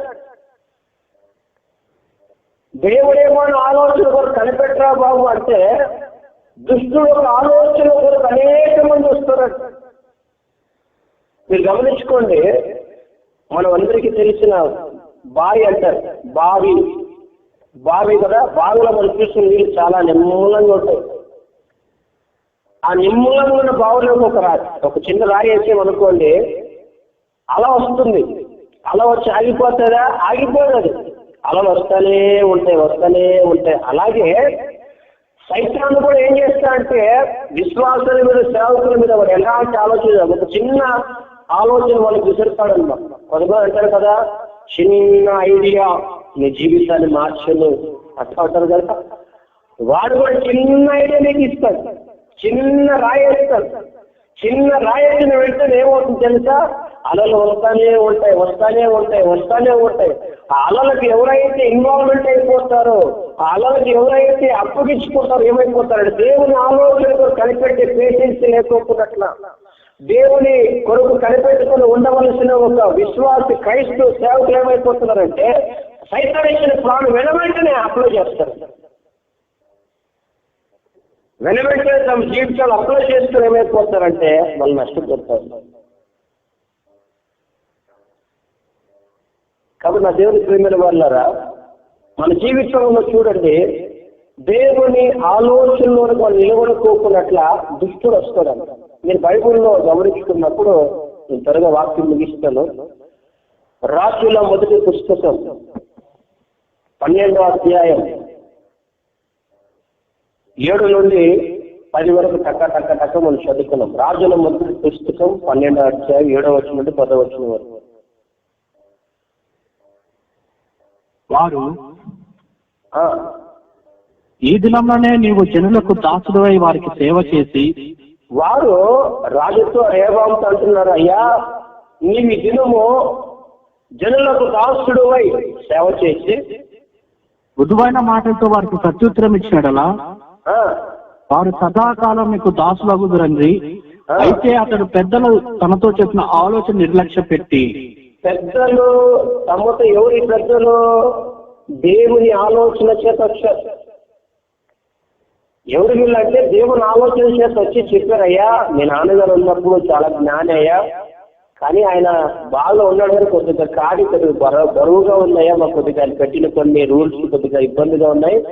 కాబట్టి మీరైనా ఇంకా అర్థం చేసుకోండి బాబు, చాలా మంది ఇట్లా కంప్లైంట్ చేస్తూ ఉన్నారు, ఇబ్బంది పెడతా ఉన్నారు, కొద్దిగా బరువు తగ్గిస్తే బాగుంటుంది బాబు. మీరు కనుక పెద్ద మనసు చేసుకొని వారి పట్ల ఒక తండ్రిగా, దేశాన్ని పరిపాలించే ఒక రాజుగా, నాయకుడుగా, అధికారిగా నువ్వేం చేస్తాను తగ్గించుకొని దాసులాగా, దేవుడు ఇచ్చిన వారు కదా నీ బాధ్యత ప్రేమతో తగ్గించుకొని నువ్వు చూడు మృదువుగా నువ్వు వారితో మాట్లాడయ్యా రాజుగారు అని చెప్తే ఏం చేశాడు? సరే అండి, నేను ఇప్పుడు ప్రార్థన చేస్తానండి, దేవుడితో కనిపెడతానండి, నేను మళ్ళీ మీకు చెప్తానండి, మీరు వెళ్ళండి అని చెప్పాడు. ఇప్పుడు దేవుడి దగ్గరికి వెళ్ళడానికి ఏం తాట వచ్చింది? సైతం చెప్పాడు. దేవుడు ఏమైనా ఆలోచిస్తాడో, ఇదిగో మీ నాన్న కూడా ఇట్లా సమస్య వచ్చింది, మీ నాన్నని చిన్న వయసులో రాజుగా చేయాలని నిర్ణయించినప్పుడు మీ నాన్న ఏం చేశాడంటే నా పాదసంలో కూర్చొని చక్కగా ప్రార్థన చేశాడు, దేవుడిని ఆలోచన అడిగాడు, దేవుడా ఏం చేయమంటావు నాయన ఇట్లా పరిస్థితులను అడిగాడు, కనిపెట్టాడు. దేవుడు రాత్రి ఆయన దర్శించి దేవుడు కార్యం చేశాడు. ఇతగాడికి దేవుని సన్నిధానంలో కూర్చోవలసిన ఈయన దేవుడు తన తండ్రి జీవితంలో జరిగించిన కార్యం తనకు గుర్తున్నా అది తెలిసినా కానీ ఏం చేశాడంటే, కొంతమంది ఫ్రెండ్స్ ఉంటారు కదండి, కాలేజీలో చదువుకున్నప్పుడు కలిసి సిగరెట్లు తాగేవాళ్ళు, బీరులు తాగేవాళ్ళు, మందు తాగేవాళ్ళు, సినిమా థియేటర్లు తిరిగేవాళ్ళు, ప్రభు నమ్మినా ప్రభు సన్నిధికి వస్తున్నా దేవుని అడిగిన వారు అవిశ్వాసంతో కొత్త అయిపోయి చేసే కార్యక్రమాలన్నీ బయట చేస్తూ ఉంటారు కదా, చేసేవన్నీ చేస్తూ ఉంటారు. కనుక మీరు సిటీలోకి వస్తే ఆడపిల్లలు కూడా సిగరెట్ తాగుతారు, ఆడపిల్లలు కూడా మందు తాగుతారు. ఎంత భయంకరంగా ఉంటుందంటే వాళ్ళు మనం చూడకూడదు, మనం చెప్పకూడదు, అంత భయంకరంగా బలి తెగించిన వారు వల్ల ఆడపిల్లలు కూడా ఉంటా ఉంటారు. కాబట్టి నా దేవుని ప్రియమైన వాళ్ళారా, మనందరి ఆత్మీయ జీవితాలు మనం గమనించాల్సింది ఏంటంటే, ఇక్కడ ఈ రెహబాం ఏం చేశాడంటే తన స్నేహితులందరిని అడిగాడంట, పెద్దలు చెప్పిన ఆలోచన చదువుకొని పెద్దలు చెప్పిన ఆలోచన తను మర్చిపోయి ఏం చేశాడంటే తన స్నేహితుల ఆలోచనలను వాళ్ళేం చెప్పారు తెలుసా? నువ్వేమనుకుంటున్నావు, వీరుడు శూరుడు విక్రమార్కుడు నువ్వేంటి, ఎంత అందంగా ఉంటావు నువ్వు, ఎంత తెలివి, ఎంత జ్ఞానం. కాబట్టి నువ్వేం చేయాలంటే మీ నాన్నకంటే పవర్ఫుల్ కింగ్ లాగా ఉండాలి. మీ నాన్నకంటే ఇంకా స్ట్రాంగ్ పర్సన్ గా మంచి రోజు నేను చూస్తే భయపడాలి, గడగడ వనకాలి వాళ్ళు. కాబట్టి నువ్వు ఏం మాత్రం అడ్జస్ట్మెంట్ కావచ్చు, కాడు ఇంకా పనిచేసేయి అని. అంతే అంటావా? ఓకే. ఇప్పుడు సైతానికి సంబంధం వచ్చి ఎక్కించారు. ఒక చిన్న ఆలోచించారు. దుష్టుల ఆలోచన చెప్పులు నడవద్దని చెప్పిన జ్ఞాని అయిన సొలొమోను తన తండ్రి చెప్పిన మొట్టమొదటి కీర్తనలు, ఆ సాంగ్లో చెప్పిన మొట్టమొదటి మాటను తన కుమారుడు పట్టించుకోవాలి. దుష్టుల ఆలోచన కలిగిన తన స్నేహితులతో తను కూర్చొని ఆలోచన చేసినప్పుడు ఏమైపోయిందంటే తన బ్రతుకుల్లో మీరు 19వ వచనం మీరు చదువుకున్నాం, 19వ వచనం చదువుకున్నాం చూడండి. ఈ ప్రకారము ఇశ్రాయేలు వారు నేటి వరకు జరుగునట్లు దావీదు సంతతి వారి మీద తిరుగుబాటు చేసిరి. ఇశ్రాయేలు ప్రజలు వాళ్ళే దాసులుగా ఉండడానికి రాజు దగ్గరికి వచ్చారు. మేము దాసులమయ్యా, బానిసలమయ్యా, మీరు మమ్మల్ని పరిపాలిస్తారయ్యా, వాళ్ళే దాసులుగా తగ్గించుకొని బానిసలుగా ఉంటాము, మమ్మల్ని పాలించండి ప్రభు అని చెప్పి వాళ్ళు వస్తే వాళ్ళు ఏం చేశారంట, ఎప్పుడైతే దేవుని ఆలోచనలు కనిపెట్టుకోవలసిన ఒక రాజు దుష్ట ఆలోచన కలిగిన వాడుగా ప్రవర్తించడం ప్రారంభించాడో వెలువంటే ప్రజలు ఏమైపోయారంట, బానిసలు దాసులుగా ఉండవలసిన వారు తిరగబడ్డారంట. వాళ్ళే వ్యతిరేకంగా లేచారంట. వాళ్ళు ఏమైపోయారంట, వ్యతిరేకమైపోయారు. మీరు చరిత్ర గమనించుకుంటే రెహబాము కాలంలో 12 గోత్రాలంట 2 గోత్రాలుగా మార్చబడ్డాయి. ఇశ్రాయేల్ 10 గోత్రాలు అయిపోయారు, యూదాలో బెన్యామీను ఒక గోత్రం అయిపోయింది. ఎందుకు కారణం, ఎందుకు జరిగిందంటే దేవుని ఆలోచన కూడా కనిపెట్టుకుంటే తన రాజ్యం తన జీవితం బాగుండేది. కానీ దేవుని ఆలోచన కూడా కనిపెట్టుకోకున్నట్ల రెహబాము ఎప్పుడైతే దుష్టు సంబంధమైన స్నేహితుల ఆలోచనకి ఇచ్చాడో, నేను అంటానండి గుర్తుపెట్టుకోండి, సైతాను నీకు డైరెక్ట్ గా కనిపించి ఇలా చేయమాకు చెప్తాడు అనుకున్నారా? పొరపాటు చెప్పరు.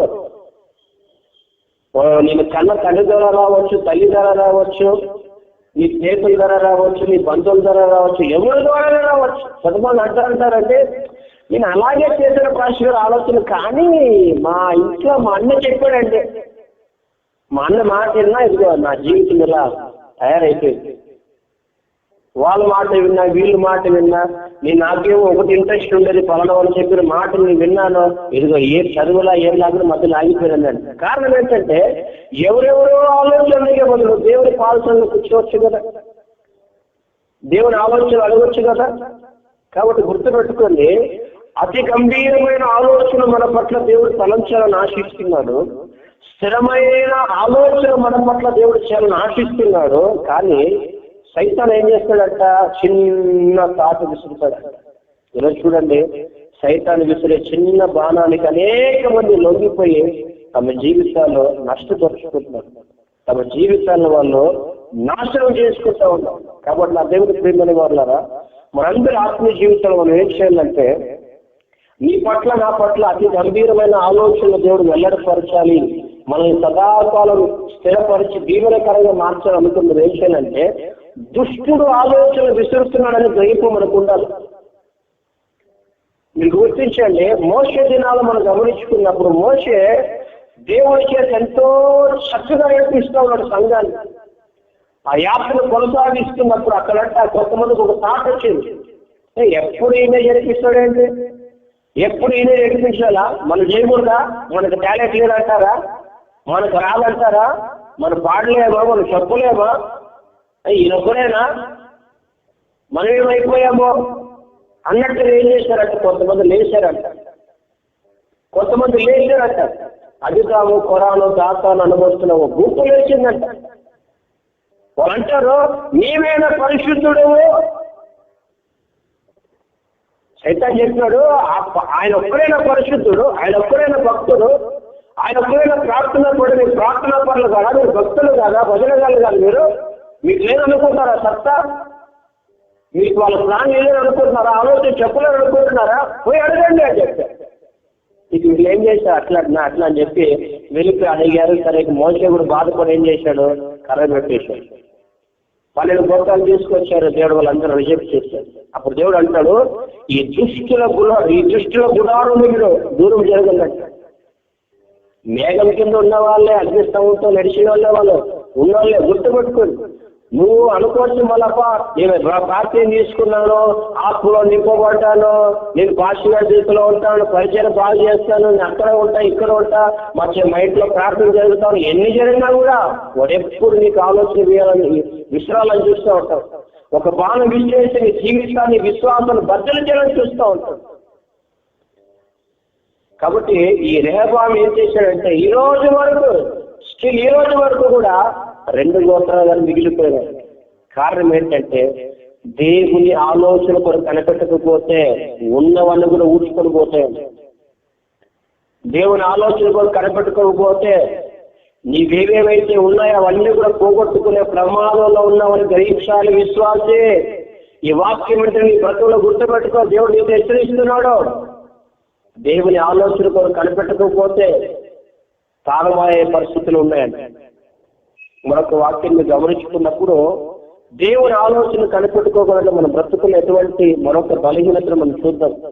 సామెతల పుస్తకం 16వ అధ్యాయం 1వ వచనం జరుగుతుంది. హృదయ ఆలోచనలు, సామెతల పుస్తకం 16వ అధ్యాయం 1వ వచనం. హృదయ ఆలోచనలు మనిషిని వశం. హృదయ ఆలోచనలు మనిషిని వశం అంట. ఎంత మంచి మాట చూడండి ఇక్కడ. మనుషుల్లో వస్తున్న థాట్స్, మనుషుల్లో వస్తున్న ఆలోచనలు అంట హృదయంలో పుట్టుకొస్తున్నవన్నీ వాడే. మనుషుడు ఏం చేస్తాడంట, దాన్ని పోగొట్టుకోకున్నట్లా, విడిచిపెట్టుకోకున్నట్లా అవన్నీ పట్టుకుంటాడంట. ఆలోచనలు అన్నిటినీ బంధిస్తాడంట. అంటే వాడి జీవితంలో దేవుని ఆలోచనతో మనం వెళ్ళిపోకున్నట్ల, దేవుని ఆలోచనతో కనిపెట్టుకోకున్నట్ల ఏం చేస్తున్నామంటే మనుషులు హృదయంలో పుట్టుకొస్తున్న ఆలోచన ప్రకారమే మనుషులు జీవించడం ప్రారంభిస్తారు. మీరు గుర్తుపెట్టుకుని ఈ మధ్య ఒక చెల్లెమ్మ ప్రార్థన చేస్తున్నాను దేవుడితో. ఏమైనా ప్రార్థన చేస్తే ఒక సంబంధాలు వస్తామంటే ప్రార్థన చేస్తాను. ఆమెమో ప్రార్థన చేసి, దేవుడా నాకు సంబంధం వస్తుంది, ఆయన చేసుకోమంటా వద్దంటావా, మీ శక్తులు చెప్పాలి ప్రభావ చెప్పి బైబిల్ ఓపెన్ చేసింది. ఆవిడేమొచ్చింది, ఇక్కడే 10,000 అతికాంక్షలు ఈవిడ అర్పిస్తుందని వచ్చింది. విచిత్రం ఏంటంటే మనోడు సముద్రం వేసి రుద్దినా కూడా తెల్లగా అంత బ్లాక్ బ్యూటీ అనమాట. అంత బ్లాక్ బ్యూటీ, అంత నల్లమంటాడు. షాంపేసి రుద్దినా, సర్పేసి రుద్దినా, సోపేసి రుద్దినా కూడా తెల్లగాడన్నమాట. ఇప్పుడు ఇవేమనుకోండి, అమ్మో దేవుడు చెప్పేశాడు, దేవుడు ఆలోచన ఇచ్చేశాడు, ఈయనే 10,000 అతి కాపుతాడని చెప్పి పెళ్లి చేసుకుంది. విచిత్రం, పెళ్ళైన 2 రోజులు స్టార్ట్ చేశాడు కన్నడం.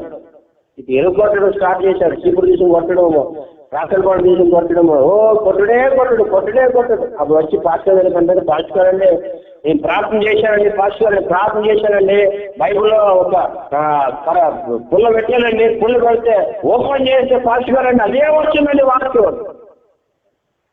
వాక్యం ఏం చెప్తుంది, దేవుని ఆలోచన కొరకు కనిపెట్టుకొని ఉండము. హృదయంలో తలపు వచ్చిందకు డిసైడ్ అయిపోవద్దు.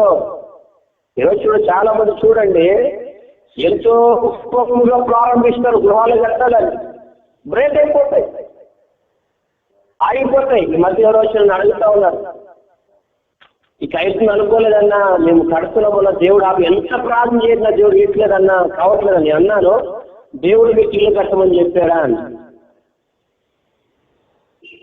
దేవుడు మీకు ఇల్లు కట్టమని చెప్పాడా? దేవుడికి స్థలం కొనమన్నాడా? ఇల్లు కావచ్చు, చర్చే కావచ్చు, ఏదైనా కావచ్చు, దేవుడు నీకు అది చేయమని చెప్పాడా? చెప్పలే. ఎలా చేసావో నాకు ఆలోచన వచ్చింది, బాగుంటుంది అనుకున్నా, ఏం కాదనుకున్నా అనుకొని అనేక మంది వెళుతున్నారన్నమాట. మనిషిని హృదయంలో పుట్టుకొస్తున్న ఆలోచనకు అనేక మంది పడుతూ ఉంటారు. ఆ లోపల ద్వారా ఏమైపోతుందంటే చాలా మంది నష్టాలు అనుభవిస్తున్నారు. అందుకని బైబుల్ ఉంటది, ఒకరికి వచ్చిన ఆలోచన తన ఎదుట చాలా గొప్పమైన మార్గంలో ఉంటది.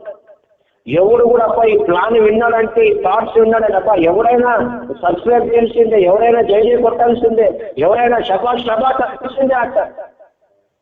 చూసి తీసుకుంటే ఏమైపోతారంట, ఘనహీనులుగా మార్చబడతారంట, బుద్ధిశూలుగా మార్చబడి. ఏమంటా తెలుసు అబ్బా, ఈ థాట్ ఆ రోజు నేను డిలేట్ చేసింటే బాగుండు, ఈ ఆలోచన చేసుకోకున్నట్టు ఉంటే బాగుండు అని ఆలోచన చేస్తారంట. ఎప్పుడు ఇల్లు కాలిన తర్వాత ఇల్లు అంతా కాలిపోయి బూడిద మిగిలినావు, బూడిద పట్టుకొని అప్పుడు దేవుడా నీ పాదాలు దేవుడిని కొద్ది రోజులు కనిపెట్టింటే బాగుండు నాయన, ఉపవాసం ఉండి ప్రార్థన చేసింటే బాగుండు నాయన, ఇల్లు కట్టమంటావో వస్తుంటావు అడిగితే బాగుండు నాయన, లేకపోతే మందిరం కట్టమంటావు వస్తుంటావు అడిగితే బాగుండు నాయన, స్థలం కొనాలో లేదని అడిగితే బాగుండు నాయన, బంగారం కొనమంటావు లేదని అడిగితే బాగుండు నాయన అని చెప్తే, లేకపోతే మేము అవి చేయమంటే ఇవి చేయమంటే అడిగితే బాగున్నాయని అడగరన్నమాట.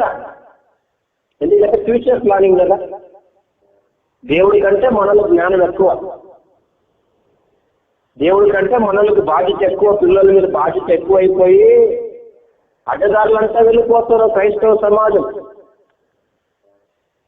ఈ మధ్య ఒక ఆయన ఇల్లు కట్టాడంట, ఇల్లు కట్టి ఇంట్లోకి వెళ్ళారంట, ఇల్లుకి వెళ్ళి గ్రూప్ ప్రవేశం పెట్టారు, ప్రార్థన చేశారు, అందరికి ఫిర్యాదు పెట్టేశాడు, అబ్బా పాప భలే కట్టాడు. వెళ్ళిపోయి ఆ ఇంట్లోకి వెళ్ళారంటే నెమ్మదే లేదు. ఆ ఇంట్లోకి వెళ్ళిన తర్వాత తన ఆ కూతురికి జ్వరం వచ్చి రోగం వచ్చి ఇది చనిపోయిందంట. నెమ్మది లేదు, ఎంత ప్రార్థన చేస్తున్నా. అప్పుడు పాస్టర్ దగ్గరికి వస్తే ఇదేంటావు ఇట్లా జరుగుతుందని చెప్పి ప్రార్థన చేస్తుంటే దేవుడు అన్నాడంట, అతను అడుగు ఇల్లు ఎలా కట్టాడు అన్నాడు. ఆయన ఫోన్ చేసి, అయ్యా ప్రార్థన చేస్తుంటే దేవుడు ఇలా చెప్తున్నాడు అంటే, లేదు పాస్టర్ మామూలుగా డబ్బులు తీసుకుని అప్లై పాస్టర్. మళ్ళీ సరే అని చెప్పి మళ్ళా ప్రార్థన చేస్తే మళ్ళా దేవుడు అన్నాడు అడుగు అన్నాడంట. అప్పుడు వెళ్తే చెప్పాడంట ఆయన, లేదు పాస్టర్ నేను ఇది నా కష్టజీతం కాదండి, నేను లంచాలు తీసుకొని ఆ లంచాల డబ్బులన్నీ కూడి పెట్టుకుని లంచం తీసుకుని డబ్బులతో ఇల్లు కట్టానని చెప్పాడు.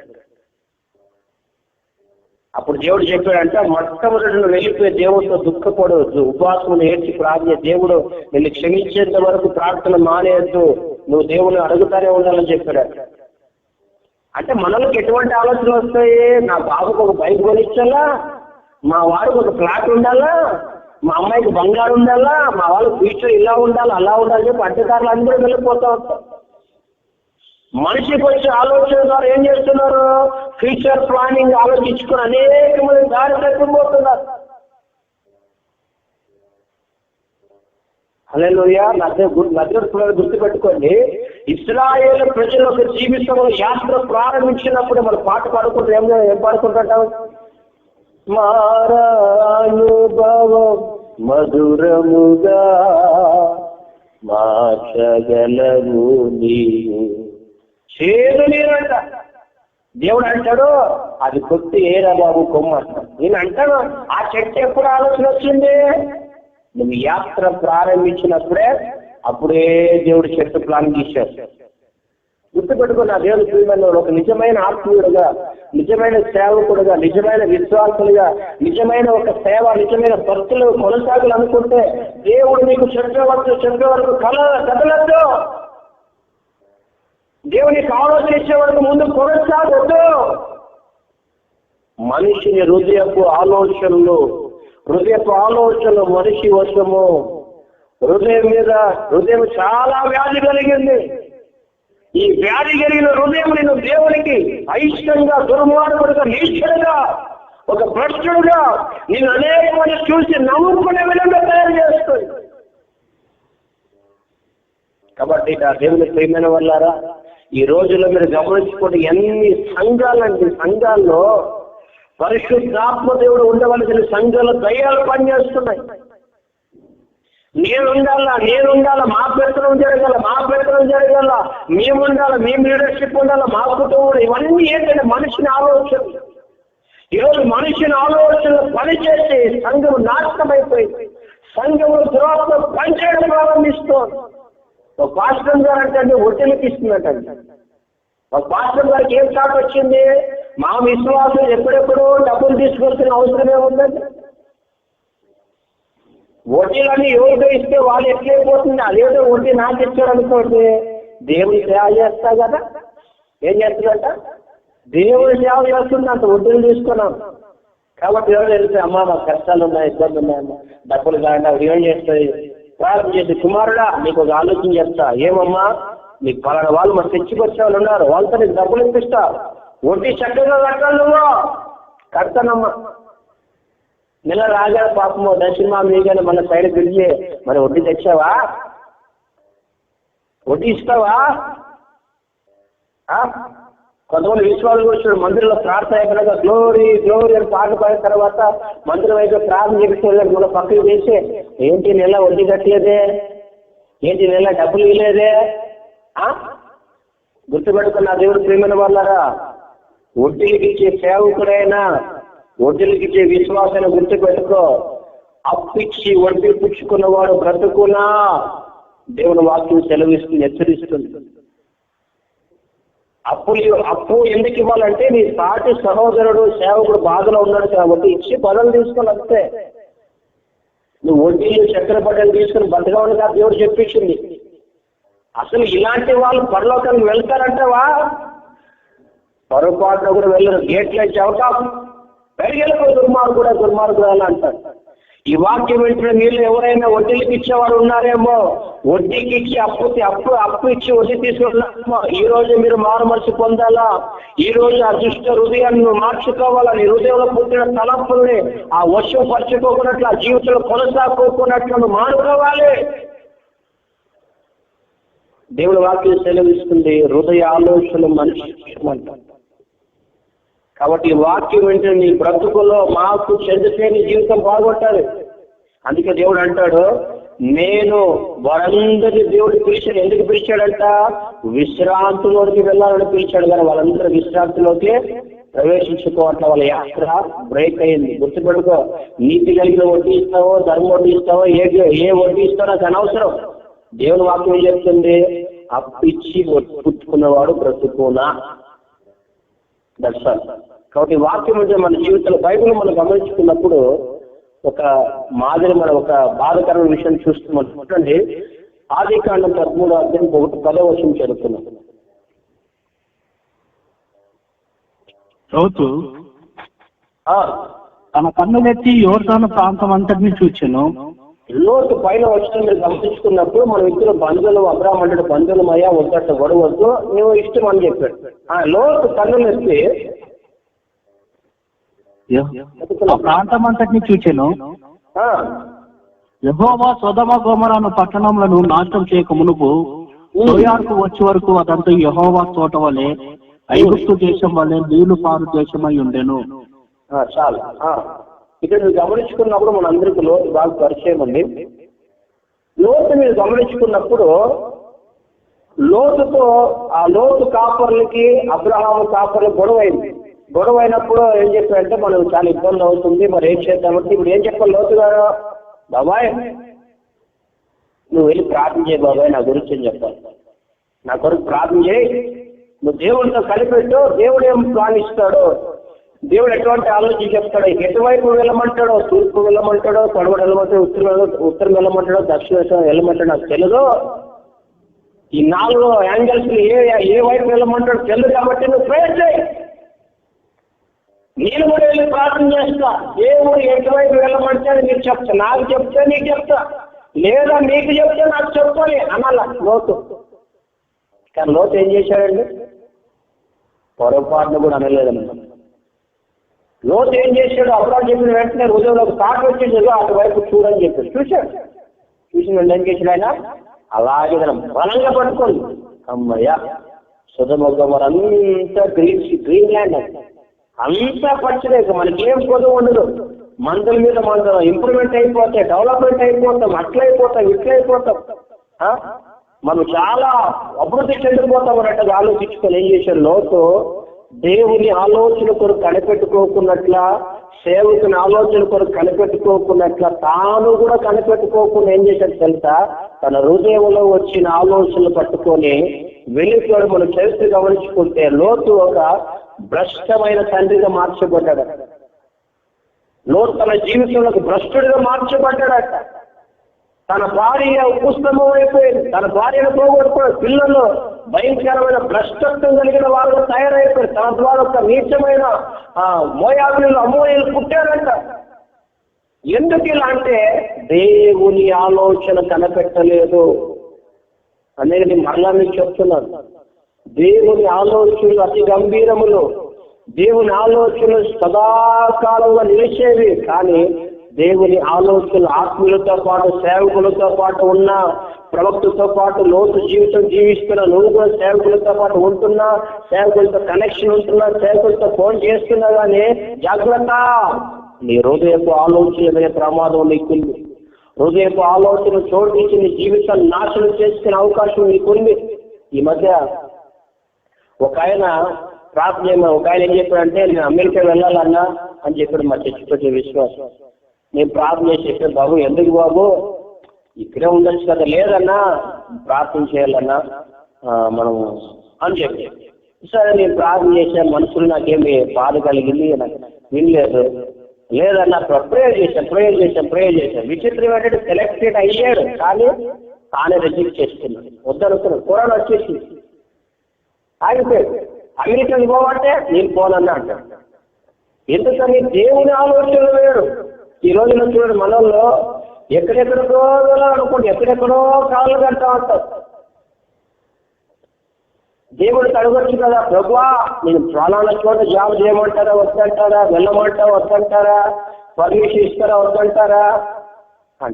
కొంతమంది వెళ్ళిపోయి అక్కడ జైల్లో ఉన్న వాళ్ళు ఉన్నారు, తల్లించుకుని ఉన్నారు, బాధపడిన ఉన్నారు, ఏమేమో రకరకాలైన బాధల పాల్గొన్నారు. కారణం ఏంటంటే దేవుని హృదయంలో పుట్టిన తలంపుల్ని భద్రపరచుకుని వసూలు చేసుకుని అప్లై చేస్తూ ఉన్నారు. ఇప్పుడు లోతులు మనం గమనించుకున్నప్పుడు తన హృదయంలో వచ్చిన ఆలోచన ప్రకారం సుధోమ గోవారికి వెళ్ళిపోయాడు.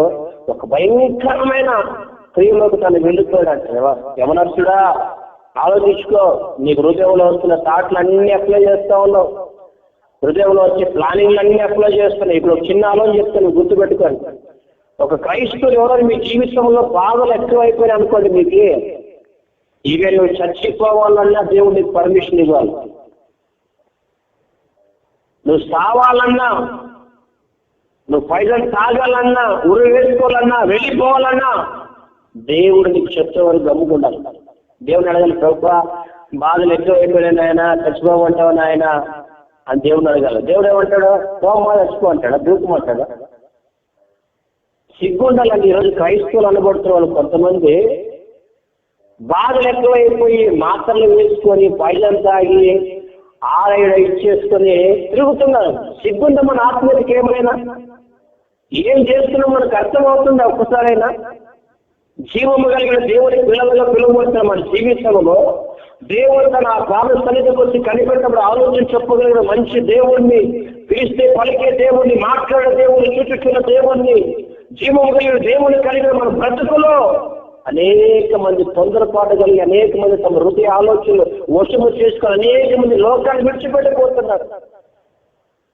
కాబట్టి నా దేవుని ప్రియమైన వాళ్ళారా, లోటు చేసినంటే దేవుని ఆలోచన అడుక్కోకున్నట్ల తన హృదయ ఆలోచన విని వెళ్ళిపోయాడు. బైబిల్లో చూడండి, అదే అధ్యాయంలో ఒక మాట చదువుకున్నాం.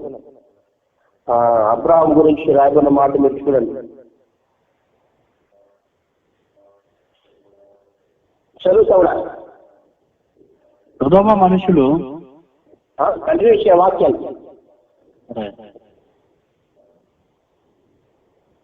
14వ వచనం అనుకుంటా. లోతు అబ్రహాము విడిచిపోయిన తర్వాత, లోతు అబ్రహామును విడిచి వెళ్ళిన తర్వాత యెహోవా ఇదిగో నీ కన్నులెత్తి నీ ఉన్న చోట నుండి ఉత్తరపు తట్టు, దక్షిణము తట్టు, తూర్పు తట్టు, పడమర తట్టు చూడుము. లోతేమో చూసి వెళ్ళిపోయాడు, కానీ అబ్రహాం చూశాడా? అబ్రహాం తలదించుకొని ఉన్నాడు. ఎందుకు తలదించుకొని ఉన్నాడంటే లోతేమో తన ఆలోచన ప్రకారం వెళ్ళిపోయాడు, కానీ అబ్రహాం ఎందుకు అని తెలుసా? దేవుడు నాకు చెప్పాలి. చూడు ఎంత మంచి ఆత్మీయ జీవితం అండి. కాబట్టి అబ్రహాంకు దేవుడు అన్నాడు, నువ్వు చూడుము, తల ఎత్తి చూడమంటున్నాడు. లోతేమో ఆలోచన పడుకొని వెళ్ళిపోయాడు, కానీ అబ్రహాం ఏం చేశాడట? కనిపెడతా వాడు తగ్గించుకొని మౌనంగా తలదించుకొని ఉన్నాడు. ఆకాశం అంత దేవుడు చూస్తాడు కదండి. అంత దేవుడు అంటాడు, అబ్రహాం తల ఎత్తి చూడు. కాబట్టి నా దేవుని ప్రేమ గుర్తు అబ్రహాం చూడండి, దేవుడే అంటున్నాడు కదా, దేవుడు ఆలోచించి అబ్రహాం పలానా చోట వెళ్ళిన ఆయన అంటున్నాడు. కాబట్టి మనందరూ ఆత్మీయ జీవితంలో మనుషుడికి దుష్టుడు ఆలోచన శక్తి నడిపిస్తాడంట, దుష్టు సంబంధమైన వాళ్ళు ఉంటారంట, హృదయమే ఒక ఆలోచన శక్తి నడిపిస్తుంది. కాబట్టి మనం ఏం చేయాలంటే దేవుని ఆలోచన కొరకు కనిపెట్టుకునే వారుగా మన ఆత్మీయతను మనము కొనసాగించాలి. అందుకనే గళిత పత్రికలో ఒక మాట ఏముంటుందంటే, అది చదవాల్సిన అవసరం లేదు, ఆత్మను అనుసరించి మనము క్రమముగా జీవించే వారు వైద్యమా జీవిస్తాం. ఆత్మదేవునికి అప్పగించుకొని మీరు క్రమంగా జీవించాలి. ఎందుకు క్రమం అంటే ఆయన ప్లాన్ చెప్తాడు, ఆయన ఆలోచన చెప్తాడు. కాబట్టి ఆయన ఇచ్చిన ఆలోచన ప్రకారం మన భక్తి కొనసాగాలి. కాబట్టి ప్రియమైన వాళ్ళారా, మనందరి ఆత్మీయ జీవితంలో మీరు గమనించుకున్నప్పుడు రెహబాము కూడా తన జీవితంలో దేవుని ఆలోచన కొరకు కనిపెట్టుకోకున్నప్పుడు రాజ్యం చెల్లాచెదరైపోయింది. ఈ రోజు వరకు కూడా అవే 2 గోత్రాలు. మన లోతులో చూస్తున్నాము, లోతు జీవితంలో కూడా దేవుని ఆలోచన కొరకు తను కనిపెట్టుకోకుండా తాను హృదయ ఆలోచన చోటు ఇచ్చేశాడు. తన బ్రతుకంతా కూడా ఒక భ్రష్టమైన వ్యక్తిగా మార్చబడ్డాడు. ఈరోజు మనము కూడా చాలా మంది కూడా దేవుని ఆలోచన కొరకు కనిపెట్టుకోకున్నట్ల జీవితం మీద కొంతమందికి మెంటలీ టెన్షన్ ఎక్కువైపోయి విసుగు పుట్టిపోయి జీవితం మీద అనుకోని ఎందుకే జీవితం అనుకొని రోజు కుములుకుంటూ చనిపోయే వాళ్ళు బాధపడుతున్నారు. కాబట్టి అటువంటి జీవితం మనకు వద్దు. దేవుడు మన పట్ల చేసిన తలంపులు ఎంతో గొప్పవాడు. మన పట్ల అనుకున్న తలంపులు అతి విస్తారమైనవి. కాబట్టి మనం ఏం చేయాలంటే మనందరి ఆత్మ జీవితంలో మనమందరం కూడా మనం దేవుని ఆలోచన కొరకు కనిపెట్టుకునే వారికి ఎంతైనా ఉండవలసిన ఆలోచన మనకు చాలా ప్రాముఖ్యమైనది. చివరి ఒక మాట చదువుకున్నాం, మనం ప్రార్థన చేసుకున్నాం, ముగిస్తున్నాను. ఒక వాక్యం చదువుకున్న తర్వాత కొత్త నిబంధనలో అపోస్తల కార్యాలు 13వ అధ్యాయము 1 నుండి 3వ వచనం చదువుకున్నాం. అంతియోకులో ఉన్న సంఘంలో బర్నబా, నిగెరబడబడిన సుమయోను, కురేనీయుడైన లుకియా, చతుర్పతిన హేరోతో కూడా పెంచబడిన మనోయేను, సౌలు అను ప్రవక్తులు బోధకులను ఉండిరి. వారు ప్రభువును సేవించుచు ఉపవాసం చేయుచుండగా పరిశుద్ధాత్మ నేను బర్నబాను, సౌలును పిలిచిన పని కొరకు వారిని నాకు ప్రత్యేకపరచని వారితో చెప్పాను. అంతటా వారు ఉపవాసం ఉండి ప్రార్థన చేసి వారి మీద చేతులుంచి వారిని పంపిరి. కాబట్టి వీరు పరిశుద్ధాత్మ చేత పంపబడిన వారై సెలుయాకు వచ్చి అక్కడి నుండి ఓడ ఎక్కి కుప్రాకు వెళ్ళిరి. చాలు. ఇక్కడ మీరు గమనించుకున్నప్పుడు చాలా మంది వాళ్ళు ప్రవక్తలు, భక్తులు, మంచి ఆత్మీయులు, వాళ్ళు అపోస్తులు, వాళ్ళు ఇంత భక్తి కలిగిన వాళ్ళు, ఇంత ప్రవక్తలు, ఇంత దర్శనాలు కలిగిన వారు, దేవుడే వాళ్ళ మధ్యలో దిగి వచ్చి మాట్లాడే స్టేటస్ కలిగిన వారు అయినా కూడా వాళ్ళు దేవుని సమ్ముఖంలో ప్రార్థన చేస్తున్నట్టు ఉపవాసం ఉండుకోవాలి. దేవుని ఆలోచన కొరకు కనిపెడతా ఉన్నారు. వాళ్ళు దేవుని ఆలోచన కొరకు ప్రార్థన చేస్తూ ఉంటే అప్పుడు పరిశుద్ధాత్మ దేవుడు మాట్లాడంటే, ఇదిగో నా ఆలోచన ఇలా ఉంది, వాళ్ళిద్దరిని డివైడ్ చేయండి, మీ మధ్య నుంచి అవాయిడ్ చేసిన ఇలా పంపించని చెప్పి పరిశుద్ధాత్మ దేవుడు మాట్లాడినప్పుడు వాళ్ళు కుప్పురాకు వెళ్ళారు. ప్రేమని వాళ్ళు గుర్తుపెట్టుకోండి. అంత ఆత్మీయ జీవితంలో దేవుడితో ఎంతో ఉన్నతంగా నడిపించబడుతున్న వాళ్ళ జీవితంలో చూడండి, అంత స్పిరిచువల్ ఐలేజ్ లో ఉన్నారు కదా వాళ్ళ బ్రతుకుల్లో దేవుడి వాక్యం ఎంత బాగా పనిచేస్తుంది చూసారా.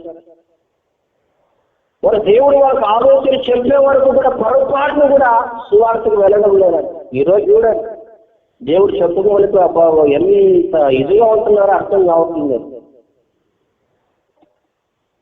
దేవుడు చెప్పుకోవడానికి ఏమేమో చేయాలనుకుంటారు. నా జీవితంలో చిన్న ఉదాహరణ చెప్పి ప్రార్థన ముగించాలనుకుంటున్నాను. నన్ను బ్రదర్ వెంచులేసి పాస్టారేషన్ చేసిన తర్వాత మనకి వైరాగ్యం వస్తున్నారండి, అట్లా చెప్పాలి ఇట్లా చెప్పాలి, నేనైతే అట్లా చెప్పాను ఇట్లా చెప్పాను అని చెప్పి అనుకుంటా ఉన్నా. నేను అట్లా చేస్తా ఇట్లా చేస్తా అనుకుంటున్నాను. పోయి ప్రార్థనలో కూర్చుంటే దేవుడు చెప్పాడు, నీకు గర్వం ఎక్కువ వెళ్ళా అన్నాడు. అప్పుడు నాకు చాలా ఏడుపు వచ్చింది, చాలా దుఃఖపడి కన్నీళ్ళతో దేవుడితో ఏడ్చి క్షమాపణ, అవును ప్రభా నిజమే, నువ్వు నాకు ఇవ్వకుండా కానీ నాకు ఆలోచించడం తప్పు కదా, నువ్వు నాకు ఇవ్వకుండా కానీ నేను ఏదో ఊహించుకోవడం తప్పు కదా, నేను అట్లా అనుకోవడం తప్పు కదా ప్రభు, నువ్వు నాకు ఇవ్వలేదు, నువ్వు నాకు చెప్పలేదు అని నన్ను ప్రవర్తించడం తప్పు కదా ప్రభు అని చెప్పి కన్నీళ్ళ కాటి దేవుడు క్షమాపణ అడగదు. అయిపోయిన తర్వాత విచిత్రం ఏంటంటే, ఒక సంఘానికి పంపించాలనుకున్నప్పుడు నాకంటే పెద్ద పెద్ద సేవకులు అక్కడ ఉన్నా కానీ దేవుడు నన్ను సెలెక్ట్ చేస్తున్నాడు. హల్లెలూయా. ఇంకా అప్పుడే ప్రారంభ దశలోనే నా పేరు ఏతన్న గారి నోట్లో, పెద్ద పెద్ద సేవకుల నోట్లో కనిపిస్తూ ఉంది.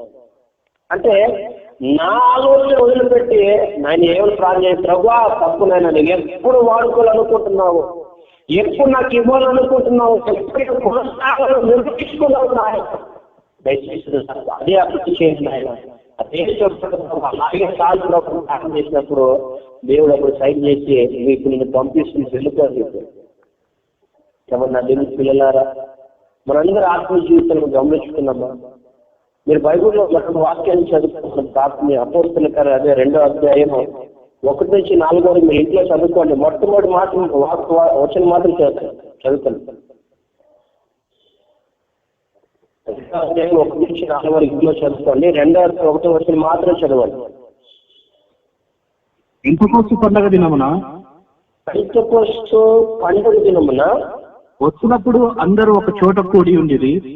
సార్ మీరు కిందకి చదువుకోండి. వాళ్ళందరూ కూడా బలమైన గాలి, పరిశుద్ధ ఆత్మదేవుడు గాలి వచ్చింది, తర్వాత అగ్ని కనిపించిన వాళ్ళందరూ ఆత్మల్ని పొగుడు కనిపిస్తే మాట్లాడు, ఆత్మల్ని నింపబడి. మీరు ఇక్కడ గమనించుకున్నప్పుడు పెంతెకోస్తు పండుగ వచ్చింది అంటే యేసు ప్రభు బేతేనియా ప్రాంతానికి వాళ్ళు తీసుకెళ్ళిపోయి ఆయన ఆహారంలో ఆయన ఏం చెప్పాడంటే, అపోస్తలుల కార్యాలు 1:4 వచనం చూస్తారు. ఆయన వాళ్ళని కలుసుకొని ఇలాగ ఆజ్ఞాపించాను, మీరు తండ్రి వాగ్దానం పొందుకున్నట్లు యెరూషలేములో కనిపెట్టుకొని ఉండండి అని చెప్పారు. ఇప్పుడు ఏం చెప్పాడు, నేను వెళ్ళిన తర్వాత వేరొక ఆదరణకర్త వస్తానని చెప్పాడు. ఇప్పుడు ఎవరైనా ఉదాహరణకు మనం గమనించుకున్నప్పుడు సేవకులు ఎవరైనా ఫస్ట్ లో ఉంటారనుకోండి, వారు కింద దిగి ఒక బ్రదర్ అసలు పైకి వెళ్ళిపోయి పలానా బ్రదర్ పంపించమంటే బ్రదర్ ఏం చేస్తాడు, ఆ బ్రదర్ పంపిస్తారు. 5 నిమిషాలు 10 నిమిషాలు పంపిస్తాడు. అంతేగాని ఆ రోజంతా ఉన్నాడు కదా, ఒక రోజంతా కూడా పంపించకుండా ఉండడు కదా. అదే ఒక సేవకుడు చెప్పిన మాట వెనవెంటనే అతను పంపించేస్తాడు. అలాంటిది యేసు ఏం చెప్పాడు, నేను వెళ్ళిన తర్వాత మరొక ఆదరణకర్త వస్తాడని చెప్పాడు. చెప్పిన వెంటనే పరిశుద్ధాత్మదేవుడు రాలేదు. ఆ పెంతెకోస్తు చేశాడంటే యేసు ప్రభు వెళ్ళిన తర్వాత ఆ పరిశుద్ధాత్మదేవుడు వచ్చినప్పుడు 10 దినముల టైం పట్టిందంట.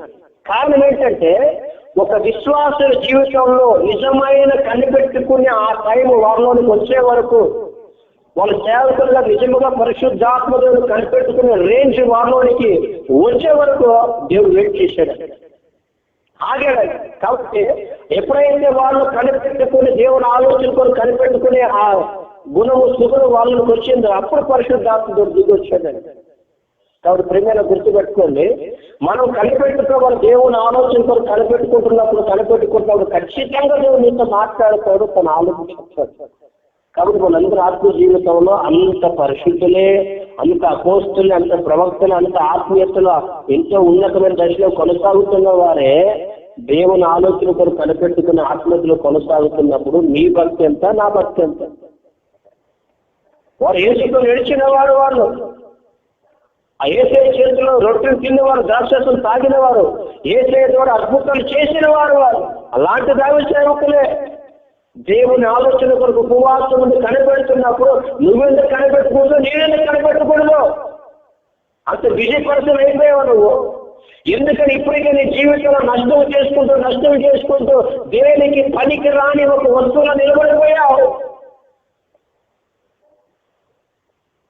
పరిశుద్ధాత్ముడు అంటున్నాడు, వారు దేవుని ఆలోచన కొరకు కనిపెట్టుకోలేకపోయారు. కాబట్టి నా దేవుని ప్రియమైన వాళ్ళారా, నీ జీవితంలో అది సంతానమైన, ఉద్యోగమైన, ఏదైనా కానీ గుర్తుపెట్టుకో, నీ లైఫ్ లాంగ్ దేవుని ఆలోచించేట కనిపెట్టుకుని మన భక్తులు ముగించాలి. చెరువు ఒక మాట చదువుకున్నాం, కీర్తన పుస్తకం 73వ కీర్తన 24వ వచనం చదువుకున్నాం. 73వ కీర్తన 24వ వచనం చదువుకున్నాం.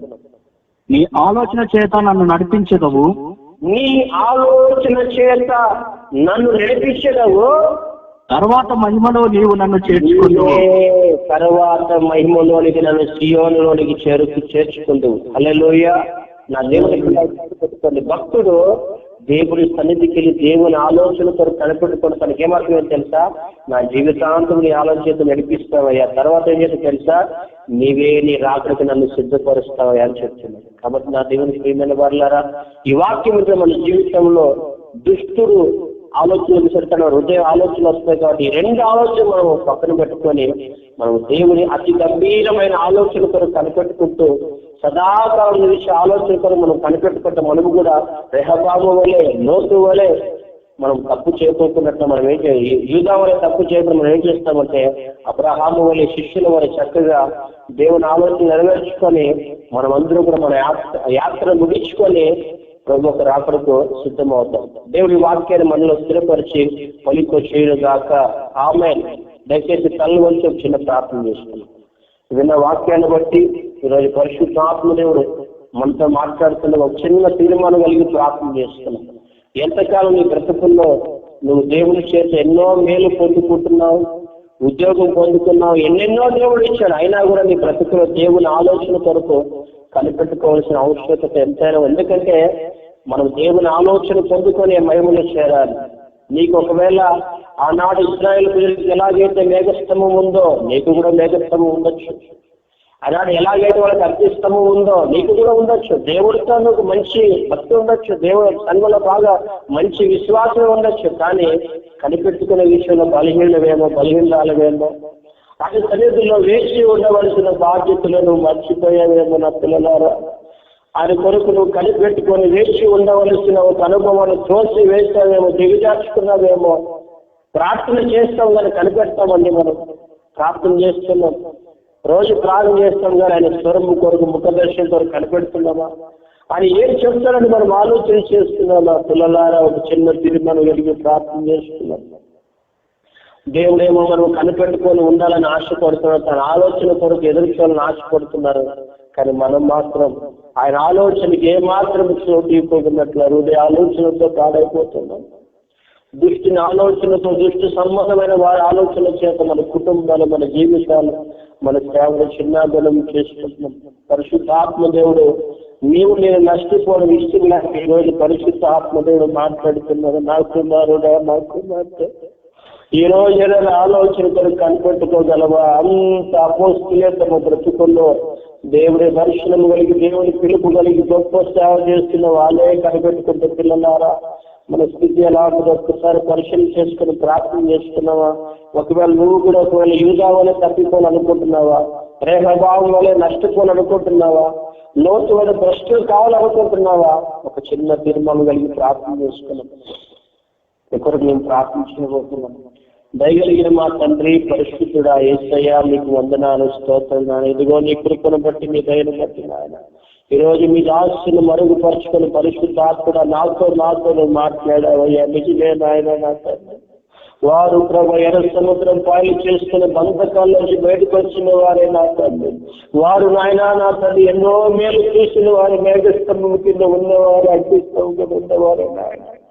కానీ నా తండ్రి వాళ్ళ బ్రతుకుల్లో మీరు చూస్తున్నారు ప్రభా, నీ ఆలోచన కొరకు వారు కనిపెట్టుకునే మనసు లేదని ప్రభా. నిజమే, నీ ఆలోచన కొరకు వారు కనిపెట్టుకోలేకపోయారు కాబట్టి నాయన తండ్రి వాళ్ళ ఆత్మీయత సంపూర్తి కాలేదు నాయన.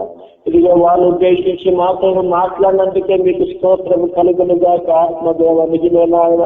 దేవాది దేవా, దుష్టుడు అనేక విధాలుగా చూడబడ్డాడు. ఇప్పటికి అనేక సంసారాలు నాశనం చేశాడయ్యా, అనేక జీవితాలు నాశనం చేసి అనేక మంది అంబిషన్ నష్టపరిచాడు నా తండ్రి. యవనస్తులు పాడైపోయారయ్యా, కుటుంబాలు పాడైపోయారు నా తండ్రి, వ్యాపారాలు నష్టపోయారు ప్రభా. భవిష్యత్తు నా తండ్రి చల్లా చెదురైపోయింది. ఒకవేళ ఏదైనా ఉన్నా సమృద్ధి నాయన, అది అక్రమముతో నా తండ్రి, అనీతి కలిగిన సంపద నా తండ్రి, లంచముతో, వడ్డీలతో నా తండ్రి, మోసముతో కూడిన సంపాదన ప్రభా. నా దేవా, నా దేవా తండ్రి, నీ ఆలోచన ఎంతో అతి గంభీరమైనవి నా తండ్రి. ఆనాడు ప్రభా ఈ ఆలోచన విన్న మోషే నాయన సుఖభోగాలన్నీ విడిచిపెట్టి వెళ్ళి అతను ఎంతో చరిత్ర పురుషుడిగా నా తండ్రి సాక్షిగా ఉన్నాడయ్యా తండ్రి.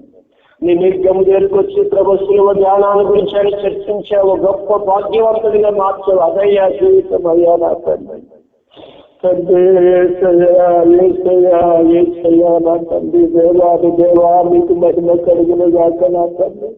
నిజమేనాయన నా తండ్రి, ఇదిగో ప్రభు నా తండ్రి ఆత్మీయ జీవితంలో నా తండ్రి ప్రభు మనుషుల హృదయ ఆలోచన ద్వారా పాడైపోతున్నట్టుగా నా తండ్రి అయ్యా రెహబాబు తండ్రి ఇదిగో దుష్ట ఆలోచన రాజ్యాలు పాడు చేసిన హృదయ ఆలోచన చేత నాయన లోతు కూడా నా తండ్రి మంచి ఆసక్తిలో పోగొట్టుకొని భ్రష్టుడిగా మార్చబడ్డాడు ప్రభు నాయన. మా జీవితంలో ఇప్పటికీ అనేక హృదయ ఆలోచనలు అనేక ఆలోచన చేత నా తండ్రి మా జీవితాన్ని నష్టాలు నడిపించి పడుతున్నాడు. మనిషిని మా హృదయ ఆలోచన ద్వారా ప్రభు ఎంతో నష్టము కలుగుతుంది నా తండ్రి ప్రభు. ఒక రోజు 2 రోజులు వారం వీళ్ళు కనిపెడితే ఎంతో బాగుంది నాయన నా తండ్రి. నష్టపోయేవాళ్ళు కాదేమో నా తండ్రి, భ్రష్టులయ్యేవాళ్ళు కాదేమో నాయన. అసమాధానముతో నెమ్మది లేకుండా బాధలతో ప్రభు సరైన ఆత్మీయ విషయం లేకుండా వాళ్ళు కాదేమో నా తండ్రి. దేవా లోతు నా తండ్రి ఎంతో భ్రష్టుగా నా తండ్రి మా జీవితంలో ఎన్నో పోగొట్టుకున్నాం నాయన. అబ్రహాము నా తండ్రి తల గురెత్తుకోకుండా తగ్గించుకున్నాడు ప్రభు. అయ్యా ఈ రోజు నాయన అయ్యా వాళ్ళు ఇదిగో నా తండ్రి ప్రభు పొలాల మధ్యలో వాళ్ళు నా తండ్రి ప్రభు ఊరు ప్రభు బయట నా తండ్రి కార్య సంఘములో ఉన్న సేవకుల మధ్యలో ఉన్న ఇంట్లో బైబుల్ ఉన్న వాక్యాలు ఉన్నా ప్రభా ఎంతో ఆత్మీయులు ఉన్నా నా తండ్రి తల ఎత్తుకొని నా తండ్రి ఆలోచనలు చూపించి పాడైపోతున్నాను ఆయన. మీరు విదేశాలకి వెళ్ళాలా లేదని అడిగే వాళ్ళు చదువు అయిపోయారు, ఏం చదవాలని అడిగే చదువు అయిపోయారు ప్రభా, ఎలా చేయాలని అడిగే వాళ్ళు చదువు అయిపోయారు ప్రభా, కనిపెట్టే వాళ్ళు చదువు అయిపోయారు ప్రభువా ప్రభువా ప్రభువా. సేవకులుగా మా జీవితాల్లో పోస్తుల వాళ్ళు ఎప్పుడు కనిపెట్టుకుని ఉండే కృప నాయన. మాకు ఇచ్చిన పిల్లలు కావచ్చు, సంఘము కాదు, ఏ విశ్వాసైనా ఏ సేవకులైనా నా తండ్రి నీ ఆలోచన కొరకు కనిపెట్టుకునే కృప నీ ఆలోచన కనిపెట్టుకోని సేవకులే వడ్డీలకి ఇస్తున్నారు. సంఘంలో ఉన్న వాళ్ళందరూ వడ్డీలకి ఇచ్చే వాళ్ళగా తయారైపోయి ఇష్టానుసారం సేవ అయిపోయింది ప్రభువా ప్రభువా.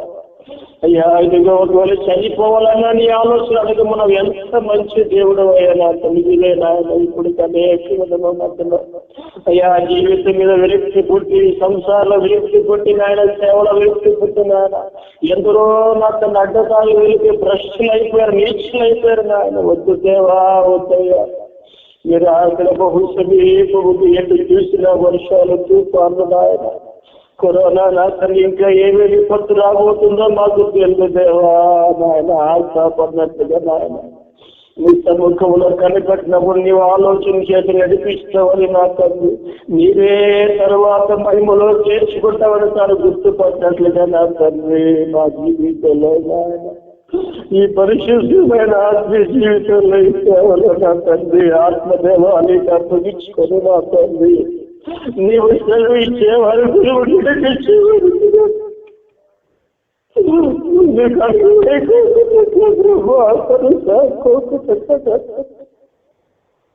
ఈ రోజు నుంచి ప్రభా నిజంగా బ్రతకాలని తీర్మానం చేస్తున్న ప్రభా ఈ తీర్మానాన్ని స్థిరపరిచాడు. ఈ మాటలు నాయన నాలో మాలో నీరు కట్టి పలుపు చేసి తండ్రి మేమందరం కూడా ఈ ఆలోచన చేత గంభీరమైన మీ ఆలోచనల చేత సదాకాలం విడిచిన ఆలోచన నడిపించబడి నాయన మీరు ప్రభా మీరు ఆటకి సిద్ధపడాలి, విందులో ఉండాలి, సీఎంలో ఉండాలి. మీ కృపను నాకు మా పిల్లలందరికీ వింటున్న వారందరికీ నాయన కృపను మీరు కలిసి ఉన్నారు. యేసు రావుల ముద్రలు వేయమని నజరేయుల యేసు పరిశుద్ధ నామములో ప్రార్థిస్తున్నాం మా పరమ తండ్రి. ఆమేన్ ఆమేన్. మన తండ్రి అయిన దేవుని ప్రేమయో, మన ప్రభువైన యేసుక్రీస్తు కృపయో, ప్రియమైన పరిశుద్ధాత్మ దేవుని అన్యోన్యమైన సన్నిధి సహవాసం, దేవుని ఆలోచన నడిపించి వాళ్ళు తీర్మానం చేసుకున్న మనకు పరిశుద్ధులకు సదాకాలమైన కృపాసన తోడుగా ఉండి ఇలా రాకడకు రాజ్యానికి వారసులుగా మార్చునుగాక. ఆమేన్ ఆమేన్. దేవుని కృప మనందరికీ తోడుగా ఉండునుగాక. ఆమేన్. ఇంతవరకు దేవుని స్తుతించి ఆరాధించి చక్కటి ఉపదేశము కలిగిన వర్తమానమును విని ఉన్నాము. దేవుడు ఈ వాక్యాన్ని నీరు కట్టి ఫలింపచేయునుగాక. మీ ప్రార్థన అవసరం మీ ప్రార్థన అవసరతల కొరకు మరియు ఇతర వివరముల కొరకు మా ఫోన్ నెంబర్ 09963229996. మరిన్ని వర్తమానముల కొరకు మరియు పాటల కొరకు మా యూట్యూబ్ ఛానల్ నందు చూడగలరు. మా YouTube channel address faith Pentecost ministries Guntakal.